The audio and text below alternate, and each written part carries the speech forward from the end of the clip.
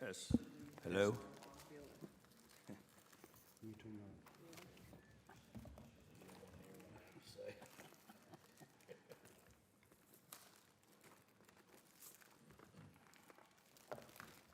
Joe, Yes. do you still have that Testing, testing. newspaper thing I sent you? Yes. Would you send that to Christina, please? Oh, the Charlotte Lake- stuff? Yeah, traffic to Lake Norman. Yeah. They're complaining that the roads are down, and that they'll get 18,000. I'll do that when Andy starts talking. And we get, what, 17? You're good? Okay. Ready? I'm just messing with you, Andy. All right. Welcome, everyone. They're on my list. I'd like to open up the May 25th, 2023 Village Council Work Session. I show the time at 6:03 PM. I also show we have a full quorum. And that's all right. And we are ready to go. So we'll start with, we don't need to consider allowing council members. We'll go right to the adoption of the agenda, and I believe we have a couple changes. Yep, so I'm gonna switch. Presentations was supposed to be letter B. Public hearing was supposed to be C. I'm flip-flopping those. We're gonna do the public hearing first, then the presentations. And then I flip-flopped Oh, so they already done that? They've already I done saw it. that. Okay. old 6 and 7, under items of discussion, I moved to 1 and 2. And I need to add 8, which is under, it's already all done for you. Number 8 is items of discussion, consider adoption of the capital project ordinance for Winmore LLC surety bond. And then number 9, discuss and consider adoption of resolution of opposition to Senate Bill 675. That's all the changes I have. Okay, and those are all noted in our things. Anyone else? That said, I'll need a motion to approve the agenda as amended. So moved. All's in favor? Aye. Motion passes. Thank you. All right, moving on. Village Hall. Oh, no, presentation of finance. Nope. Public hearing. Oh, God, this is solely. All right, we're going to need, first off, to open the public hearing to consider the adoption of the fiscal year 2024 general fund budget ordinance. So moved. All's in favor? Aye. Aye. Okay. We're going to go ahead and start discussing. Do we have anyone, we're not asking for someone to speak yet, right? Are we? You can. All right. Does anyone want to speak publicly? If you do, all you need to do is state your name, address, and you got as long as you want to talk. So no one online either. Do we have Zoom yet? No. We are on Zoom, but people want to speak, want to participate, they have to be here. Okay. Okay, so no one said. So, I truly think, and I think Kim and I talked about this a little bit earlier today, that we've gone through this numerous times, and council, if you disagree with me, then please feel free to say something, but, there were very few changes the last few times, so if you want to if you have any particular highlights or anything, and then we can kind of move right on to business. Absolutely. I've got a couple highlights, Okay. Mr. Mayor, if you don't mind. Good evening. Want to just mention real quick for the public that council has discussed this budget that's being presented, the fiscal year 23-24 budget, since March. It's actually been presented to them for the last 3 meetings with like the mayor said, very few changes. I just wanted to read a couple of things just for the public listening at home. Attached inside the agenda packets is the recommended fiscal year 24 budget that meets all the general statutes, and it breaks the relevant departments and municipal services together.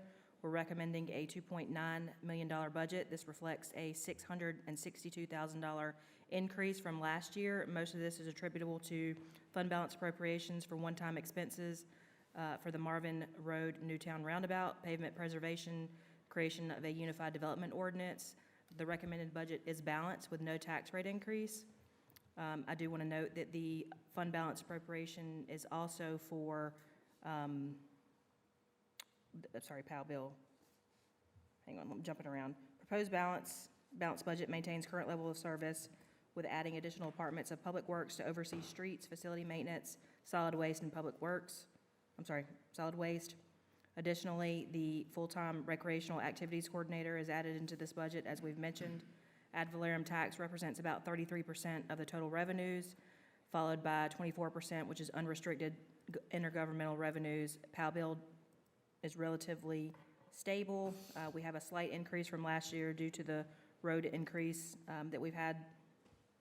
We do have an increase in investment revenues due to changing of strategies of investment funds. The fund balance appropriation recommended for one-time expenditure is $96,000 from unassigned and $250 from fund balance restricted for streets. Aside from that, there's core goals and objectives that are listed into the recommended budget. But again, the budget is presented to you all, it's balanced, and there's no projected tax increase. If residents want to look at the message, it's in the agenda packets, it's been posted on our website for quite some time. It also goes over the budget overview of revenues by type, expenditure by type, and list out the capital projects fund, their total fund authorization and balance that's available at this current time. Aside from that, the public hearing is here tonight to see if constituents have any questions, concerns about the recommended budget. If not, I want to thank council and staff for the preparation of this year's budget and for their continued leadership and recognition of staff's work. That's all I have, sir. Okay. Any questions from council?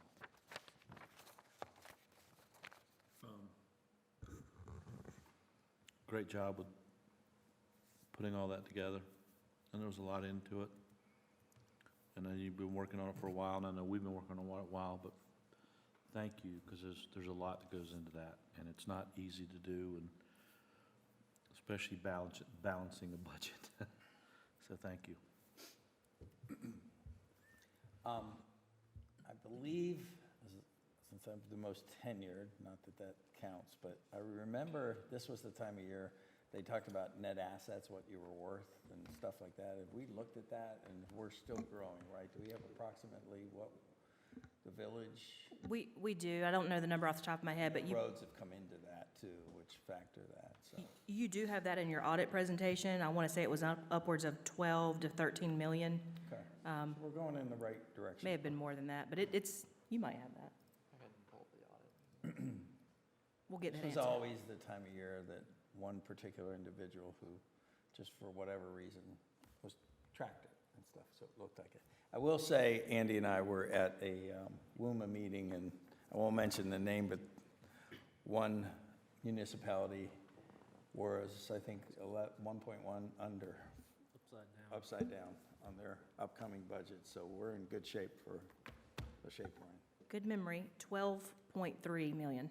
Okay, So, good, going in the right track. Anyone else from council, comments? Kim, you look so No. anxious to. I'm just ready to close the public hearing and move on.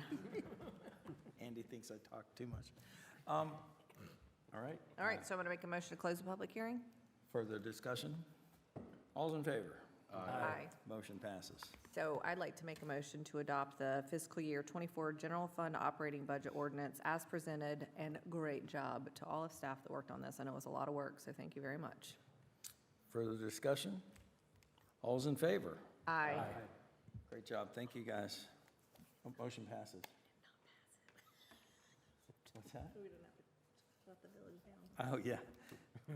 One more year in a row. Okay. Next up, we have presentations. First up, a presentation of the financial forecast model and tax impact analysis by First Tryon Financial Advisors. All right, let's go, Chaz. We're excited. so I'll say a couple things right before he starts while he's getting things pulled up, and you can let him screen share on there. Y'all had a couple questions at the last meeting about the GO bond and just the process. One of the questions was annex property impact. I did ask the attorneys, and so any annex properties would pay the additional tax. So if we have additional parcels come in, they would pay that if it's approved. And then the couple questions that I had for you all to do your homework, I've got a report back from Mayor Pro Tem in reference to some conversations that you all had individually. And in front of you is a big packet of information, or a big these big maps. The very first page is a clean version of what's in the master plan, so it's nothing's been modified on there.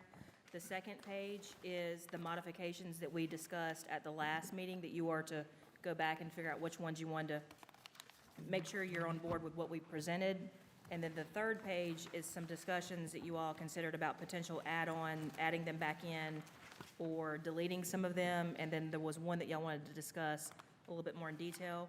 I tried to segment this out a little bit more for you so you could understand the certain costs of S2A, B, and C, and then the little segments that you wanted to potentially add back in, which was C5, C9, and then I also highlighted C19, or C16, that you were removing, and I put the dollar amounts that were reflective of those segments in there so you could see what impact that would be. We also have those in the model, so when he turns on the projects, you can see how it impacts things, or he can turn it back off if you don't like that impact.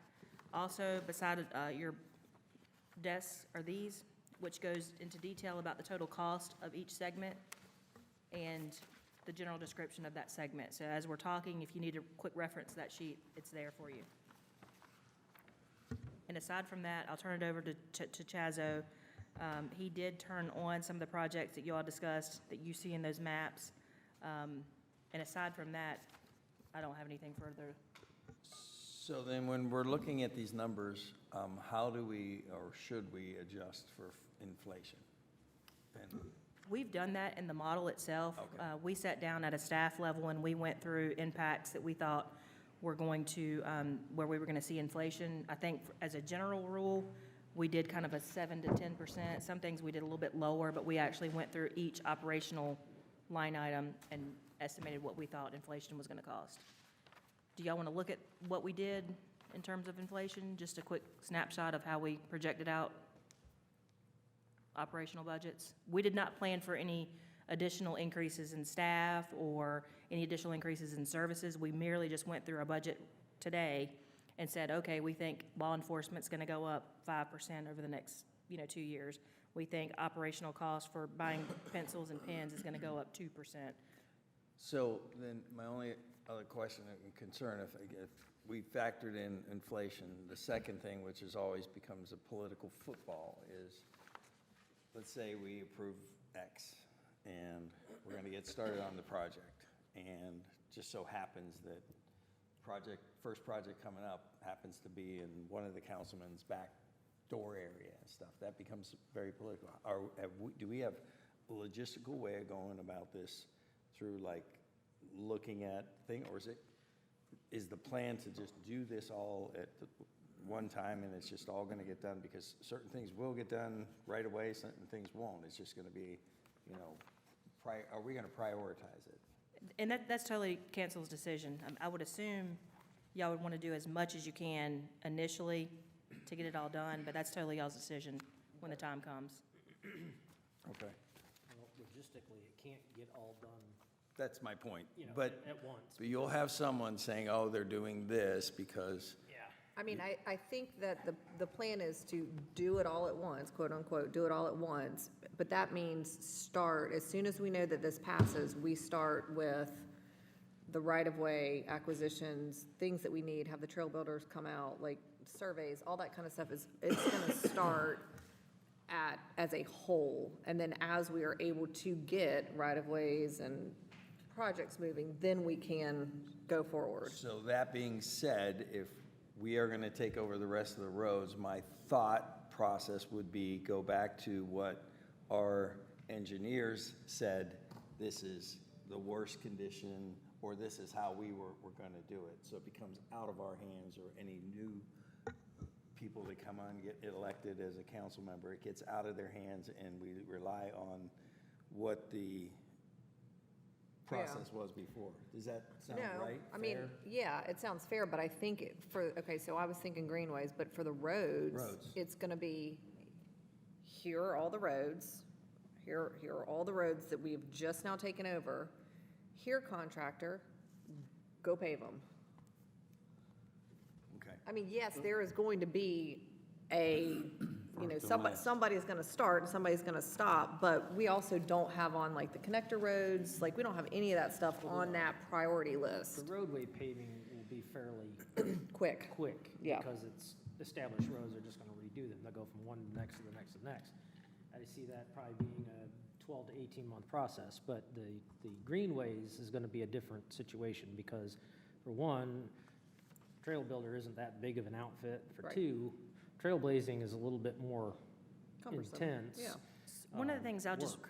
one of the things I'll just recommend is not to kind of lock your process into what you're discussing today, because you might come in back and say, engineers are looking at roads, you know, at a 60 or lower, and you want to do those first. Right. But you also want to talk about mobilizing like neighborhoods. You might have one street that's off here that's a 90, but it would make more sense while they're mobilized to go ahead and do it.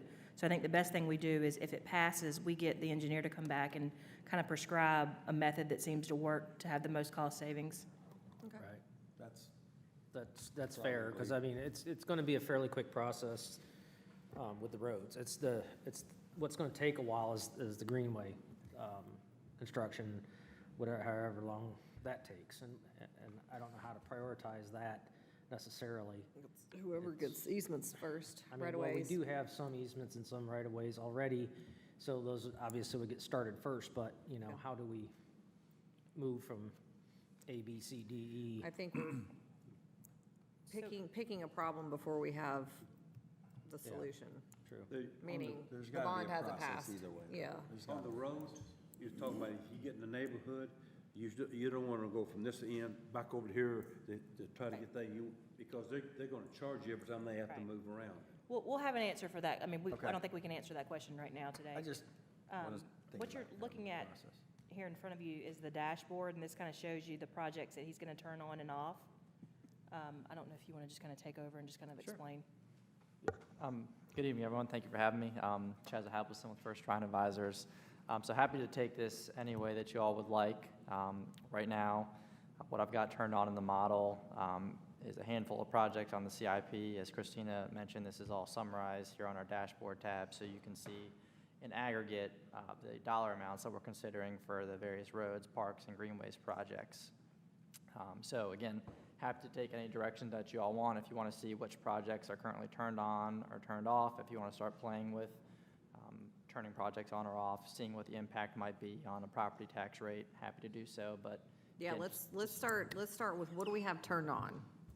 I feel like roads, we were pretty set on the roads. I can see it. So let's start there. I will mention one thing real fast.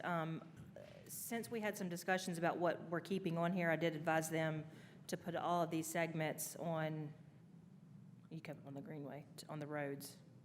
Okay. Yeah, all of these need to be on roads. these are roads. I think the conversations you all had was that all the connector trails that we were looking at were roads-related, transportation purposes. No greenways? then? No. I think the decision that Cancel had kind of discussed was that they felt all of these were connector trails to either promote intermodal transportation that they felt was related to the road's purpose, so. Bike riding. Yep. Walking. Go And get some walking. exercise. If you want to go, yeah, sorry. So right now, this is a list of all the projects that are turned on for GeoBond-related debt issuances. So with the parks, it's just Village Hall Park. And then as you can see, we have a whole host of roads-related projects, whether that's wayfinding signs, roundabouts, greenway connectors, some NCDOT projects. So the NCDOT total are connector roads and the rest of the neighborhoods. That would be anything that was listed in the AMT study of the preservation study that they looked at, which would have been all those roads listed there. Do you remember when we looked at those and we added Tom Short and all the other? Yeah, So but that's what I'm asking. So it's all the remaining neighborhoods that are within Marvin that are not Marvin-owned yet. It should be. I can't tell you 110% that includes every single road, but when we went and looked back Okay, at it the first time. okay, but I think we- that's that total. Yes. Okay, can you go over to the, yeah, I'll just mention real quick too, that the wayfinding numbers have been updated per the new plan that they haven't? they have. Oh, they have, Yeah. okay, good. Okay, so what's our biggest chunk? can you get rid, can you keep going to the right? Is that it? Leaves the last one down here to the right. Okay, and what's 12? Like, why are they out that, like, what's?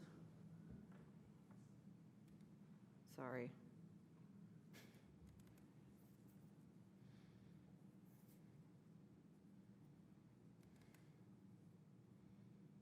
Oh.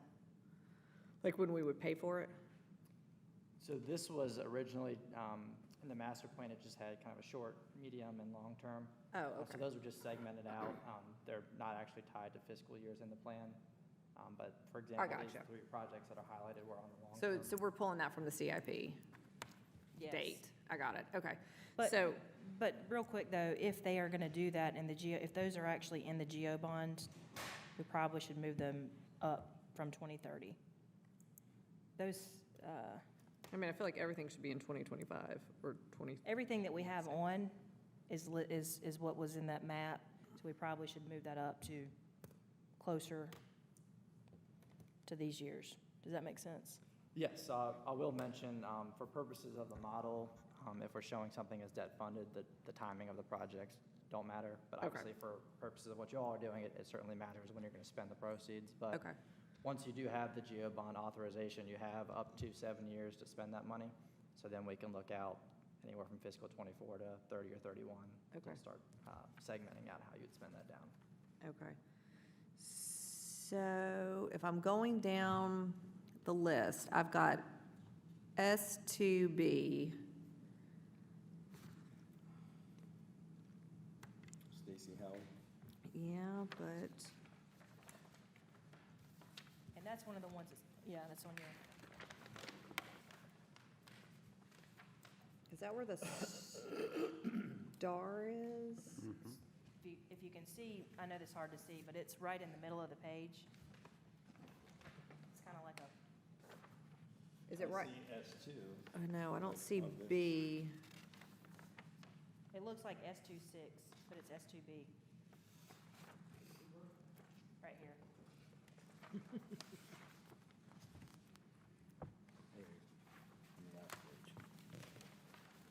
Oh, I'm looking, okay, hang on. I'm looking at my old ones, okay.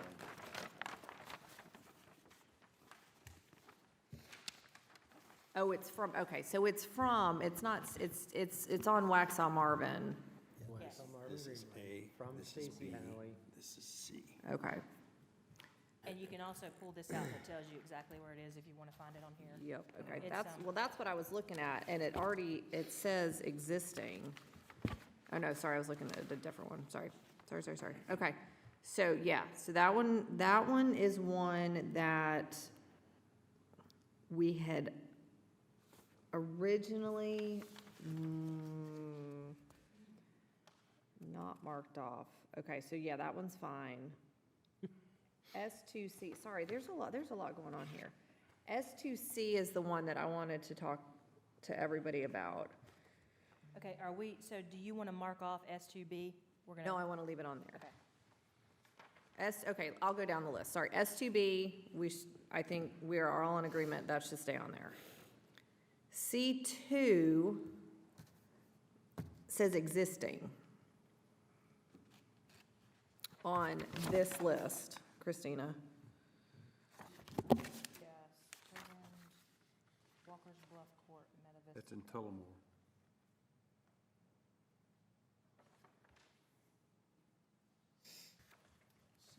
Yeah, I think that one is actually existing. I'll look into that one. You Okay, want to know if it is existing, Okay, well, you can remove that one then. yeah, because there's a phase 3, I think it's phase 3 on the back side of it that connects with what's currently there. But there's, from the front of Tullamore, this goes around Okay, between Tullamore and Marvin Creek. We had to redo that, if I'm yeah, I not think you're right. mistaken. We had to go back and redo that one. Already done it, and it's, And it's get it out of the floodplain. yeah, I feel like that's Tullamore Phase 2. Okay, Yes. so that one's off. So now we've got C4C. I feel like that may be the new little connector that we're getting ready to, that we just got approval for in Marvin Creek. I don't know where C4, That, if it's C4C. Painted Turtle, that Yeah, that Painted connects to Saddle. the end of It says Saddle. existing on there too, so let me check on that one. I think you could probably remove it for purposes of okay. today, because it doesn't have a dollar amount, Next to so that would lead me to Yeah, believe but that it's. here, what Christina's saying is, it says it's already existing. Well, there is a pathway there. I'll No, check on that's that. Running Horse, Christina. This is C4C. Oh, okay. This is the proposed, I believe this is, this says intersection of Newtown and Marvin School Roads. Marvin School and Newtown at Painted Turtle. That's gotta be the new easement that we just got from the neighborhood to connect the internal preserve trail to Marvin Creek. Can we, And are we using Saddle as part of the connector? no, Because that comes right out of Painted Turtle. yeah, but that's not, I don't think this is what this is. You know anything about that one, Hunter? We can look at that, we can add it back into the model. Why don't we just keep it for now, and we can always take it back 380,000? out? I bet it is. No, that's the one above it, Oh, Painted Turtle. 380, yeah. It's right here where we're sitting. Okay, so I think that's the new section. Maybe, somebody may just have to call Derek and ask him. Joe Carr and Marvin. No, it's this one, Painted Turtle. Well, this is Newtown and Marvin School, which is right where we are sitting right I now. know, that's what I'm saying. So it's the little connector from the internal preserve trail Yeah. To onto, Village Hall. That's, no, onto Painted Turtle from the internal preserve trail, going into Marvin Creek. What Derek just, yeah, okay. what he just secured before he left. So that needs to stay on there. Okay, C5. Okay, so this one we had originally marked off. This goes from the corner of Joe Carr and Marvin Road Up to down the bridge about. up to the Mecklenburg County, Union County line. I think it makes sense to add it back on there. Very top. Yeah.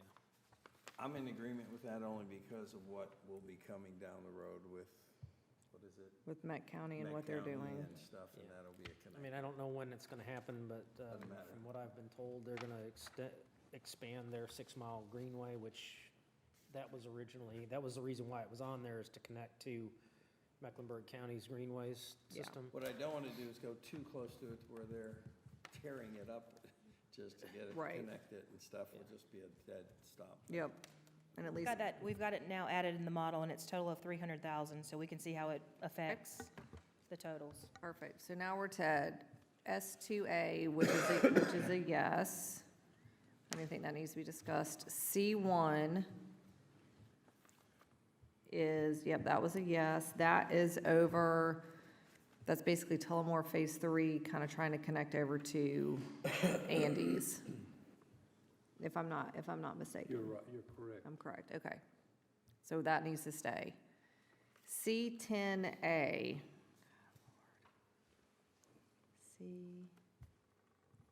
C10, Is that the backside of Broadmoor? yes. I don't know if it's, yeah, okay, so I don't know what A is. So I just asked Hunter this question. What does Broadmoor have to do? Where is theirs going? And I don't know if you got that answer before or now. And if not, that's okay. So C10A is on Waxaw Marvin from Cow Branch to the North Carolina, South Carolina line. It's approximately $290,000.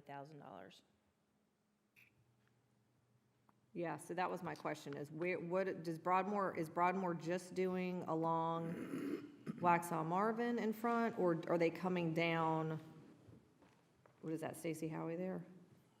Yeah. Or are they coming down Stacy Howie?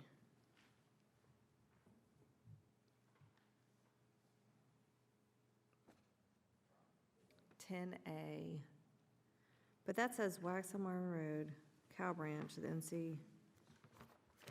But isn't that the same thing as 10B?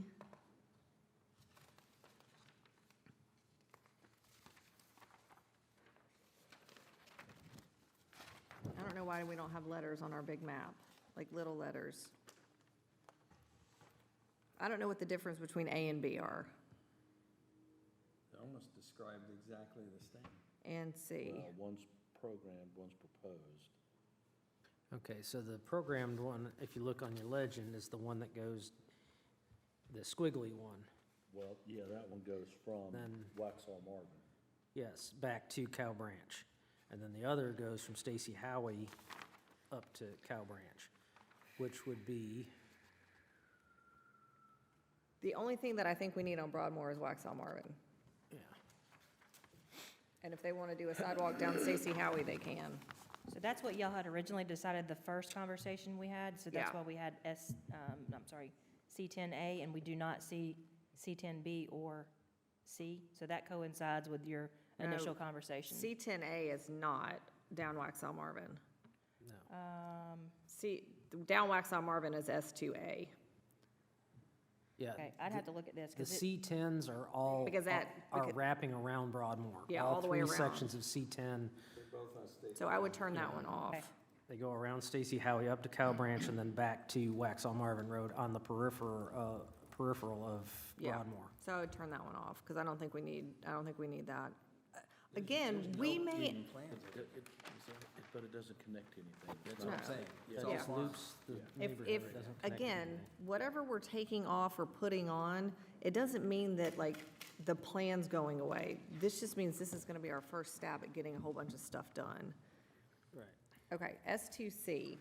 All right, this is one that I wanted to talk about. Maybe we took it out originally, and I'm kind of thinking we want to add it. if you look at your back sheet, it's the very bottom section down here. It's gonna go basically from Crane Road down to, The end of the The end village of- limits. Providence Estates. Yeah, the village limits there. So I think for connectivity from that side of the village, I think it makes a lot of sense to add that in. We did not have it to begin with, and I know it's a big chunk of money, but I just think it makes a lot of sense to have it in there. The only thing that I'll add to that, though, is that we try to time that to coordinate with the traffic circle construction, because that's gonna be a large part of it. Yeah, I mean, It doesn't make sense that's to gonna do be it and then tear it up, redo it. Yeah, I mean, that's gonna be 27, so that can be, Right, or 28, 27, 28. yeah, or 26, 27, something, Whatever. somewhere in there, so. So by the time everything gets approved, and, yeah, I mean, Right. we can definitely plan around that. So that's does the only note I have everybody on that feel one. okay about that? Yeah. Okay, so now we're S1B. That is,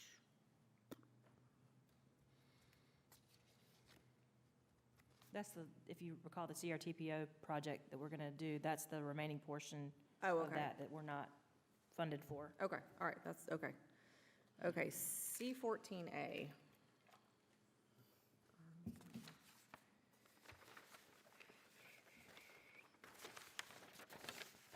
Okay, this is at the back of Providence Estates. I think if we do the sidewalk in front of Providence Estates, we don't need C14. A or B. On the, well, one's gotta be A, one's gotta be B, at least for the first stab. If we're gonna do the sidewalk in front, I think we Yeah. can Well, I think. put our- that on hold for now. I think what we're really going for is connectivity first and then branch out from there Yep. for internal and, Yeah, so I would say let's turn those two off. yeah. C15, yep, that one's fine. C17, we have to do that anyway, that's fine. Okay, And again, C17, that'll coordinate yep, with with Providence Road. Providence Road widening project. Okay, so we've got, Just 28 at this point, we've got, 27. C16 was still on there, I don't see it on this list anymore. Bill Grove Trail. Yep, C13 was on there, it's not on there But anymore. they don't want it, right? No, that's Yeah. why, I want to make sure it's not on there, but it was on there to begin with, so Yes, I asked him to remove that because I Okay. think we had some comments going back and forth about, I think C16 might be Belgrove, if I'm not. It is. Okay, Okay, we can and add it back, but I No, did no, ask no, him. we didn't, no, we don't want it, because they Okay. don't want it. So, we're fine there. C14 we took off, C13 we took off because we're going in front. Okay, so my last one is C20. This is, and it's a big one. It's not on the list now, but no, no, not that one, the whole thing.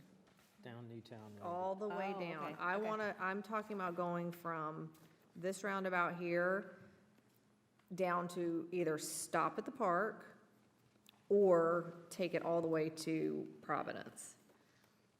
It would get people connectivity to the park and walkability. It would be a nice, hey, look what we're doing for the community, for some of these neighborhoods that would be able to then walk to the park. At the very least, I think we need to get it to the park. Well, it connects a new neighborhood that's just come into Marvin, that's not quite finished yet, but it would connect that neighborhood to the rest of the village. Yep. So how do we break that up?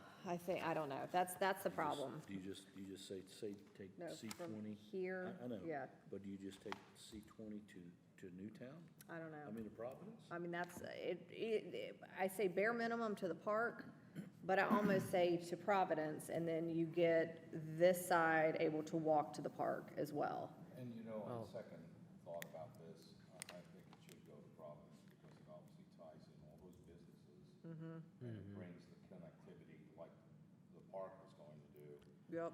Well, I think it needs to go all the way through. okay, well, A gets us to the park, so we would have to split it up, split B up. I mean, C20 is long as it is. Oh, it looks like there's letters on C20. Okay.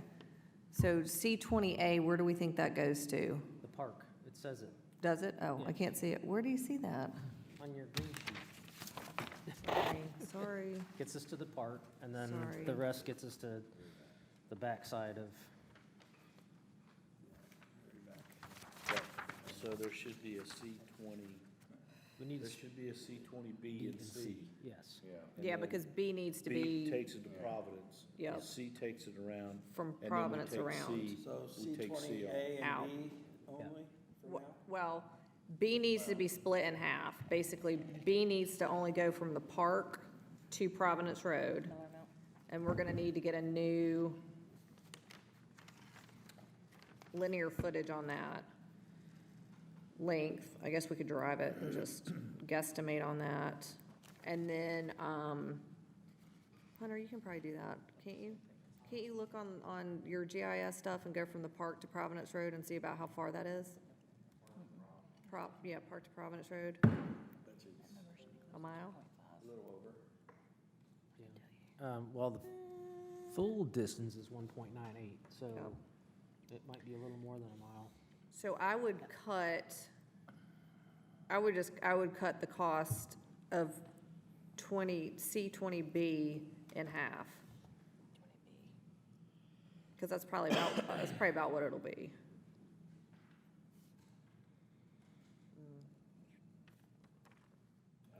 Can you just put a note there so we'll know what we did? That'd be, Yeah, I mean, roughly, roughly. Okay. That's it, for me. I mean, that's it for everybody. I'm just kidding, I'm kidding. I didn't have any other things for this go-around. I think this plan gives us a massive connectivity to both sides, like, of the village, and getting us to the park, and getting people from basically all around the village into the Heritage District as it gets developed. And it is a really nice, Okay. walkability, and, for some of these neighborhoods that we'd like to annex into Marvin, look what we're doing for our residents. So, Well, there's some nice long trails that gives people a length to exercise too, that, And transportation. And Kids transportation. can walk to, so from a number standpoint, we've plugged all this in. We've got the total amount for the GO bond, which is 14.5 million. We've got to add in a little bit for the cost of issuance, but if you want to scroll over, he'll show you what that tax impact would be, 9 pennies. okay. That's just a start, as you can see, as principal and interest pay down, and as your tax base continues to grow in these projections, you could either lower that tax rate, or you could reallocate that money elsewhere if you have additional operating costs or just pressures within the general fund. Or we could lower the tax, or we could shorten the length, which would save interest. right? Or, again, hopefully as we're doing this, we're gonna get bulk discounts on these numbers. These numbers that we're putting in have already been inflated by the trail builders and not taking into consideration a bulk discount for both the trails and the roads. So hopefully it'll be less.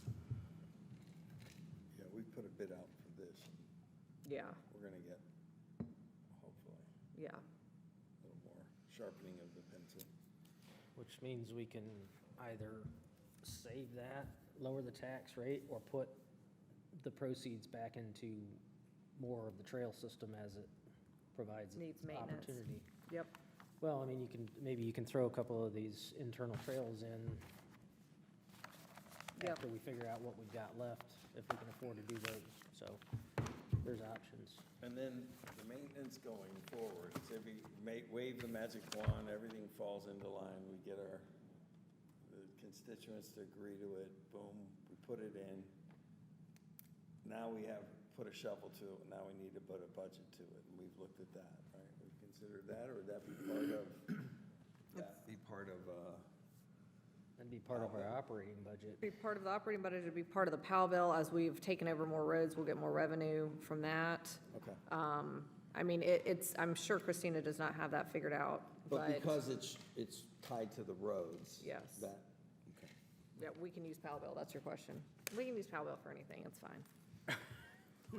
Jamie, It's gonna go to Public Works, and we're gonna have to have a budget for Public Works to maintain it. Yep. That's just all there is to it. I mean, just like the roadways, they're gonna have to be budgeted to maintain them in perpetuity. all right? How's everybody feeling about that number? Well, now let's play with this. Okay. All right. So we're at 14. What are we playing with? 14 some change? No, What, do you want to play with which one? There, no. 14.5. Yeah, So do we have everything taken out that we want to get taken out? I think so. yep, I think so. And Speak And we've now got or forever everything hold your put peace. in that we want in, the wayfinding signs, the trails, the roads, the roundabout at Waxaw Marvin Road, which is a giant chunk of that. So what you don't see is this is referendum question number 1, That's one. essentially, and then y'all were talking about referendum question number 2, which involves park projects, primarily the amphitheater. So do y'all want to move on to park referendum, or do you want to focus on roads a little bit more? I think Jamie wants to play with, Oh, okay. I just want to feel comfortable with what we've got in go here. to the right, Chazo. Yeah, I want to see what this means as far as tax and. It's 9 cent. Yes, so right now, the $14.5 million of roads, assuming that we issue that in one fell swoop, that would result in the need to raise the property taxes or come up with essentially 9 pennies on the tax rate to service the debt in the first year. But then as the debt pays down, your interest expense reduces, and so that 9 cents becomes excess year over year. So you're either banking funds, or you can put it towards maintenance, other operational costs. You can adjust the property tax rate accordingly. But right now, the $14.5 million equates to roughly 9 cents. For how long? So the first year, it's basically break even, $1,000 difference. Then it starts kicking off an additional $120,000, then $170,000. So in the second year, it's already above what you need to be levying. So but how long do we need to keep that? Right, that's right. Okay. Sorry, if you I could wasn't start asking putting that it down. correctly. Put 8 cents. Like, is it Yeah. 10 years? Is it 5 years? Is it? So we could slice and dice it a couple ways. So do you want me to just see if we went from 9 to 0, how long that needed to be? Yeah, So for that- fun. Let's just see.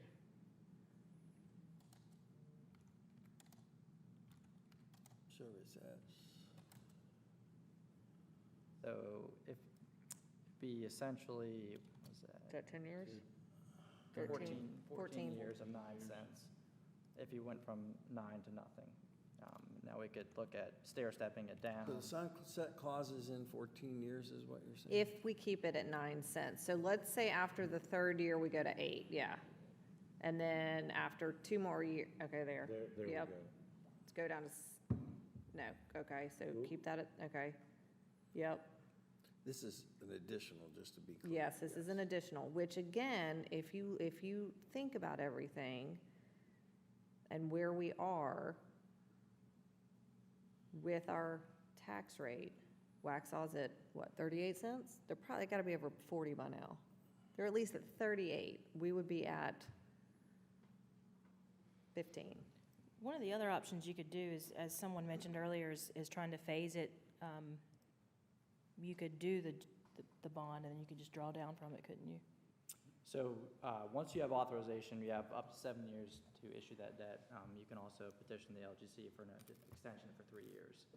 But you don't have to issue that $14.5 million in one chunk. You can break it up into however many issuances you'd like. But So- every time we issue it, we're gonna have to pay a fee. Correct. You will have issuance expenses every time. But the flip side is if you, say, do half of it to start, then you'd only need to raise the property tax rate 4.5 cents. And then if you did the second half 3 or 4 years later, then you could do that second 4.5 cent increase at that time. So you Which could goes back phase to in- priorities. So, but I think that's important. Yeah, I mean, that's, As yeah, we're, as, you know, this is a pitch, we're pitching this. yeah. If we hit them with 9 and we just go, that's the only thing we got. That's, for some, it could be you know, something harder to chew on as instead of we going, okay, we start out with 9, but in 2 it goes to we start to do a drawdown. To just kind of make it more appealing, because we are way underwater. We know that we're way underwater from a road standpoint. Yeah. This gives an alternative to that, which helps fix a solution, gives us a solution to a problem, but then it's, you know, if we just make it easier to swallow than just doing a 9 cent for 14 years and saying, okay, well, we've got all this excess. But Can we do like a phase 1 at, let's say, half, like 7.5? And then, because I feel like roads are gonna be the quickest thing that we can get done. And obviously roads, that they see, but that can literally be done. And we can start the road process. We know we're gonna need X number of dollars for the roundabout in 26, 27, whatever it is. But while we're working on the roads, we can also be working on the greenways and the right-of-way acquisitions, and we can use some of that money, and then as we need more, we can just, you know, not like a bank account, like where we're pulling it out, because we've got the issuance fees, but we can at least start half. So if we have like phase 1, phase 2, And when we do fees how like does that look? So what I've got set up here is you Sorry. issue half in fiscal '25, so the year following approval of the referendum, then the second half 3 years later. So what we could do is we could start with 4.5 cents. That essentially breaks us even. And then when the second issuance comes online, we could go to 8 cents or so. And the reason why that's not all the way up to 9 is because we have assumed the value of a penny. So each year that we go on, the penny becomes more valuable. You get more bang for your buck. And hopefully we'll have more This is taking into consideration the that. houses that were coming in. Look a little bit better, because we never hit 9, we only go to 8, and we start out at 4.5. But then we roads can get- also, I'm sorry. go. Roads get done immediately with a 4.5 cent increase, and then we go to greenways, and we only go to 8 cents. That's better impact. That But would- you wouldn't only have to go to 8 for a little bit of time, because you've Right. got so much excess. Mm-hmm. I mean, you could do 7.2, I mean, you could do 6.5. I mean, we can definitely play with the numbers as we decide, right? Correct.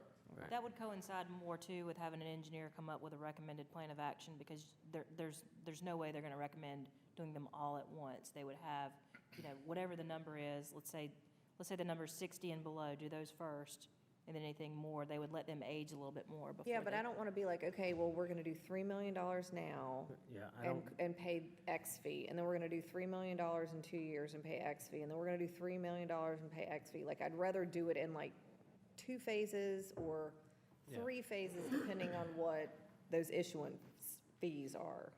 Yeah, and our recommendation is to try to get the bang for your buck there. If you're going to go to the market, whether that's getting a loan from a bank or issuing it to public investors, you want to have a critical mass that you're borrowing for, so that you're not going to have to come back a year or two later to get additional funds to continue projects or to start new ones. Right.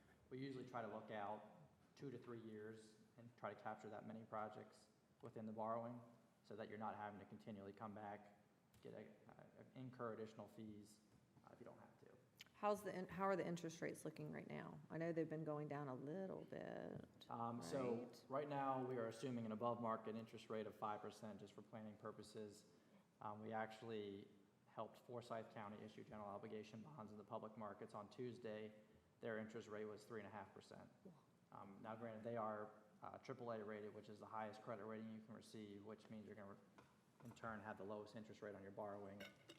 You all might be a little bit lower of a credit rating just because of the size of the village, not necessarily because of any operational or financial differences. We're 4A. Yep. this is Marvin, come on. So we might not get 3.5, but we probably won't get 5. So let's just say, what would that look like at 4? So at 4%, that might shave off half a penny or so, quarter of a penny, so. I mean, it's And then something. it'll continue to compound But- as it goes forward. Yeah, and I think if we start with that, I mean, if we started with something like this, and we're looking at it this way, people are gonna start to see action at a low number. And then when they're like, okay, I feel better about going to 8, because I'm seeing stuff being done. And that's only for a small amount of time, and then it's starting to decrease, and we see a sunset coming. Yeah. So that's just, you're just trying to. Yep. You're squeezing the balloon, but you're just trying to figure out what's the softest way to do it. Well, keep in mind, the survey, if I'm not mistaken, the number one thing everybody wanted was. Parks and greenways. Yep, parks and greenways and connectivity. Yep. The Number But one they'll, issue. but again, they'll see it. Right. You know, if we jump at 9, and all right, then I want my path to be done now. Yeah. Oh, I agree with you. Yeah, that's a good point. And again, So- it's the, Is it in your backyard? It is. We're gonna start there. Do you all, I'm just trying to, for sake of time, do you all want to have a special meeting and talk about maybe phasing in and how we're going to select to do that a little bit? Yeah, I mean, I'm assuming you need that information, like, as we're I mean- moving forward with our timeline? There- Yeah, well, we're going to need to know the total project costs in order to get the bond questions. Well, I mean, the total project cost is Yeah. right there. And I think we're all in agreement that we want to do the roads all at one chunk, and that's, like I said, that's not going to take more than 24 months to get all the roads. I cannot So foresee. you don't want to phase the roads at all? No, Okay. just get them done The and move only on. thing phased that is truly a road, like, that you're putting a car on, is the roundabout. Yeah. Okay. That's the only part of the roads Then that we should be would retract phased. everything we just did. So basically, we're back to the 9 pennies if we don't phase it. Why? The roads weren't 14. The roads were 14. No, with the greenways. No, that's with the greenways. If okay, go back over. Sorry, go left. Okay, so are we separating the questions now? No, but we're not gonna, so if you start with the seven, okay, can you go to where it's like, yep. Can you turn off everything except NC DOT total? Sorry, Are you just looking for what that number was? that's it. So if you take the 7, which we split it in 2, it's, the total number is 14 and change, we split it in 2, so 7 and change. The roads portion of that is only 2.5, not including the roundabout. So we will work on the greenways at the first phase, but the first phase of the first phase will be the roads. Does that make sense? Yes, it does. Because we're but- gonna need money to do right-of-way acquisitions for the trails and the greenways. So we can use that, part of that 7 and a change for those right-of-way acquisitions, and we can start doing those projects. Chazza, correct me if I'm wrong, but from a geo standpoint, we're talking about one question, geo roads. The 14 million is the total that we would. So that would be the total that was posed to voters. But once that is approved, you can Phase say it within in. that 14.5 Yeah. million, we're gonna issue 7 million, and 2.5 will go towards roads, and the balance will go towards greenways. Yeah, But yes, and from a- you're from a starting at question 4.5 perspective, it'll be the cents. full. So your phase one would be the 2.5 million, Plus, a couple of greenways, whatever that is. yeah. I got you. So we're still starting at the 4.5 cents, because it's still part of phase 1. So so we're not just doing the roads and like what we're putting cars on in phase 1. We're doing what we're putting cars on in phase 1, plus starting that greenway acquisition of right-of-way project. I mean, because we're gonna have to do surveys and engineers, and I mean, that's gonna take part of this money. So when they were looking at the cost of these trail segments, they factored in the surveys and engineers and right-of-way acquisitions, and I don't know what that was. So, I know, it really was. So are we good with that? Do we feel okay with that, Christina? Yep, I've got my marching orders. we'll have to. Do you understand that? I Like, do. do you understand what we're gonna saying? put you in charge, I'm getting a little chuckle here, is how we explain all this to the community. We're gonna hire somebody. We're hiring somebody. She starts telling what he wants, and he goes right to it before she ever gets to complete her sentence. He understands. Well, but it's very important because we have to come up with what the solution is back to the constituents and make them feel good about it. What's kind of crazy in all this, I mean, we're asking them to do this, and we've come up with a solution, but there are probably, I can think of, a mathematician can say, well, there's 50,000 different ways you can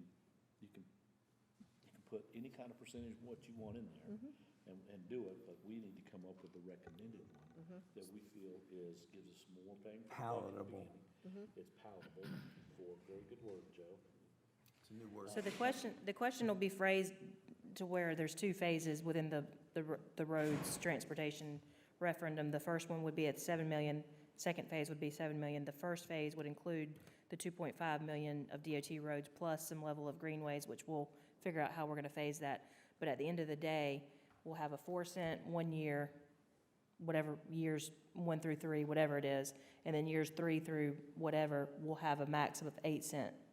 Okay, making sure. And then phase 2 needs to be very specific with the roundabout at Waxhaw Marvin and Bonds Grove. And as phase 2 comes in, we should see that tax number start to decrease. And it could be less than the 8 cent, depending on where we are with, right? That'll depend on the timing of when you issue that second issuance. Right. What your value of penny is at that point, if you end up doing the full 7.2 or so million dollars. So it could certainly fluctuate up or down, but the longer you wait to issue that second issuance, obviously that delays the projects, but that'll make the cost on the tax rate lower, all else equal. Yeah, You said we had to spend the money in how many years? 7.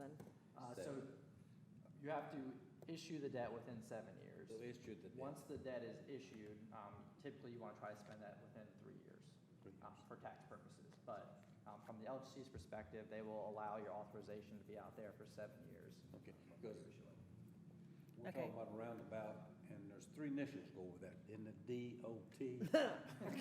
So we'll, Not on time or something like that? Chazo and I will work out on the transportation. We'll have another conversation about phasing in a work session, so we can go over more detail on that. Do you want to see and talk about park?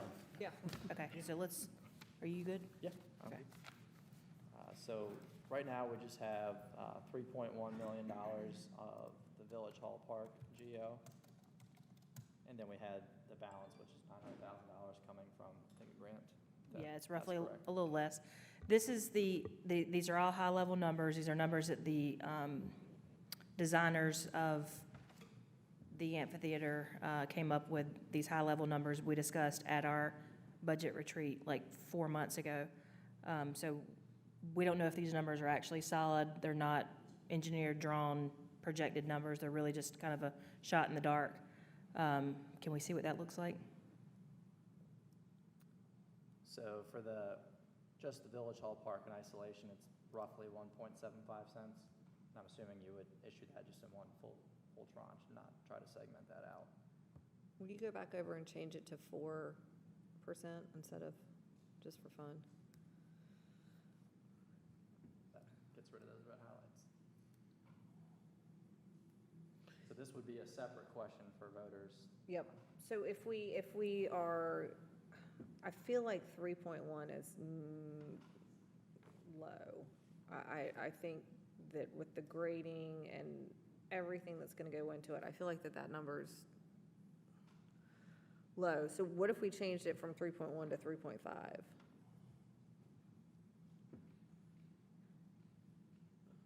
And just, if we don't need it, then we don't have to take it and issue it. I mean, right, like, we don't have to take it. Yes, that's exactly right. If you have authorization for $3.5 million and the project comes in at 3, you only issue what you need, and then the rest would just lapse. Okay. So it would just expire after the 7-year period. Yeah. But that's a lot of money. Yeah, well, when we built this building, we had a contingency, and I know. said, no, that's gotta go. And we went through it. So I feel a little more comfortable padding it just a little bit more, Yeah. because we may very well need it, so. You feel good with that? I do. Okay. And again, this is gonna go to the the residents, what they want. So, Yeah. I hope that they take the time to really look at it and see what a giant, So I thank think you, this would be. Yeah. we have our marching orders, and unless y'all want to further discuss the model at all. Nope. I think we can do this in a work session and keep, as long as you're good and you have the information you need for our timeline, then. Yep. So just to go over the timeline real quick, just to let you know some of the most immediate things, we do have to have the final selection of project scope and cost solidified by June. So we'll go into a work session in June and really hash that out. In July, we will hire our public education consultant, and we'll formulate a strategy on the message and the questions at that point in time. So we're still on projection to the schedule as we need to be. And we'll just continue on in June with further discussion on the. Perfect. Thank you, Chazo. Thank you. All Thanks right. for being a mind reader. My mind reader. Moving on. Next up, we have presentation of Marvin D. for Park Playground Replacement, option A. So I wanted to introduce April. April. She is with Bars/Berg, and if you can come up to the podium.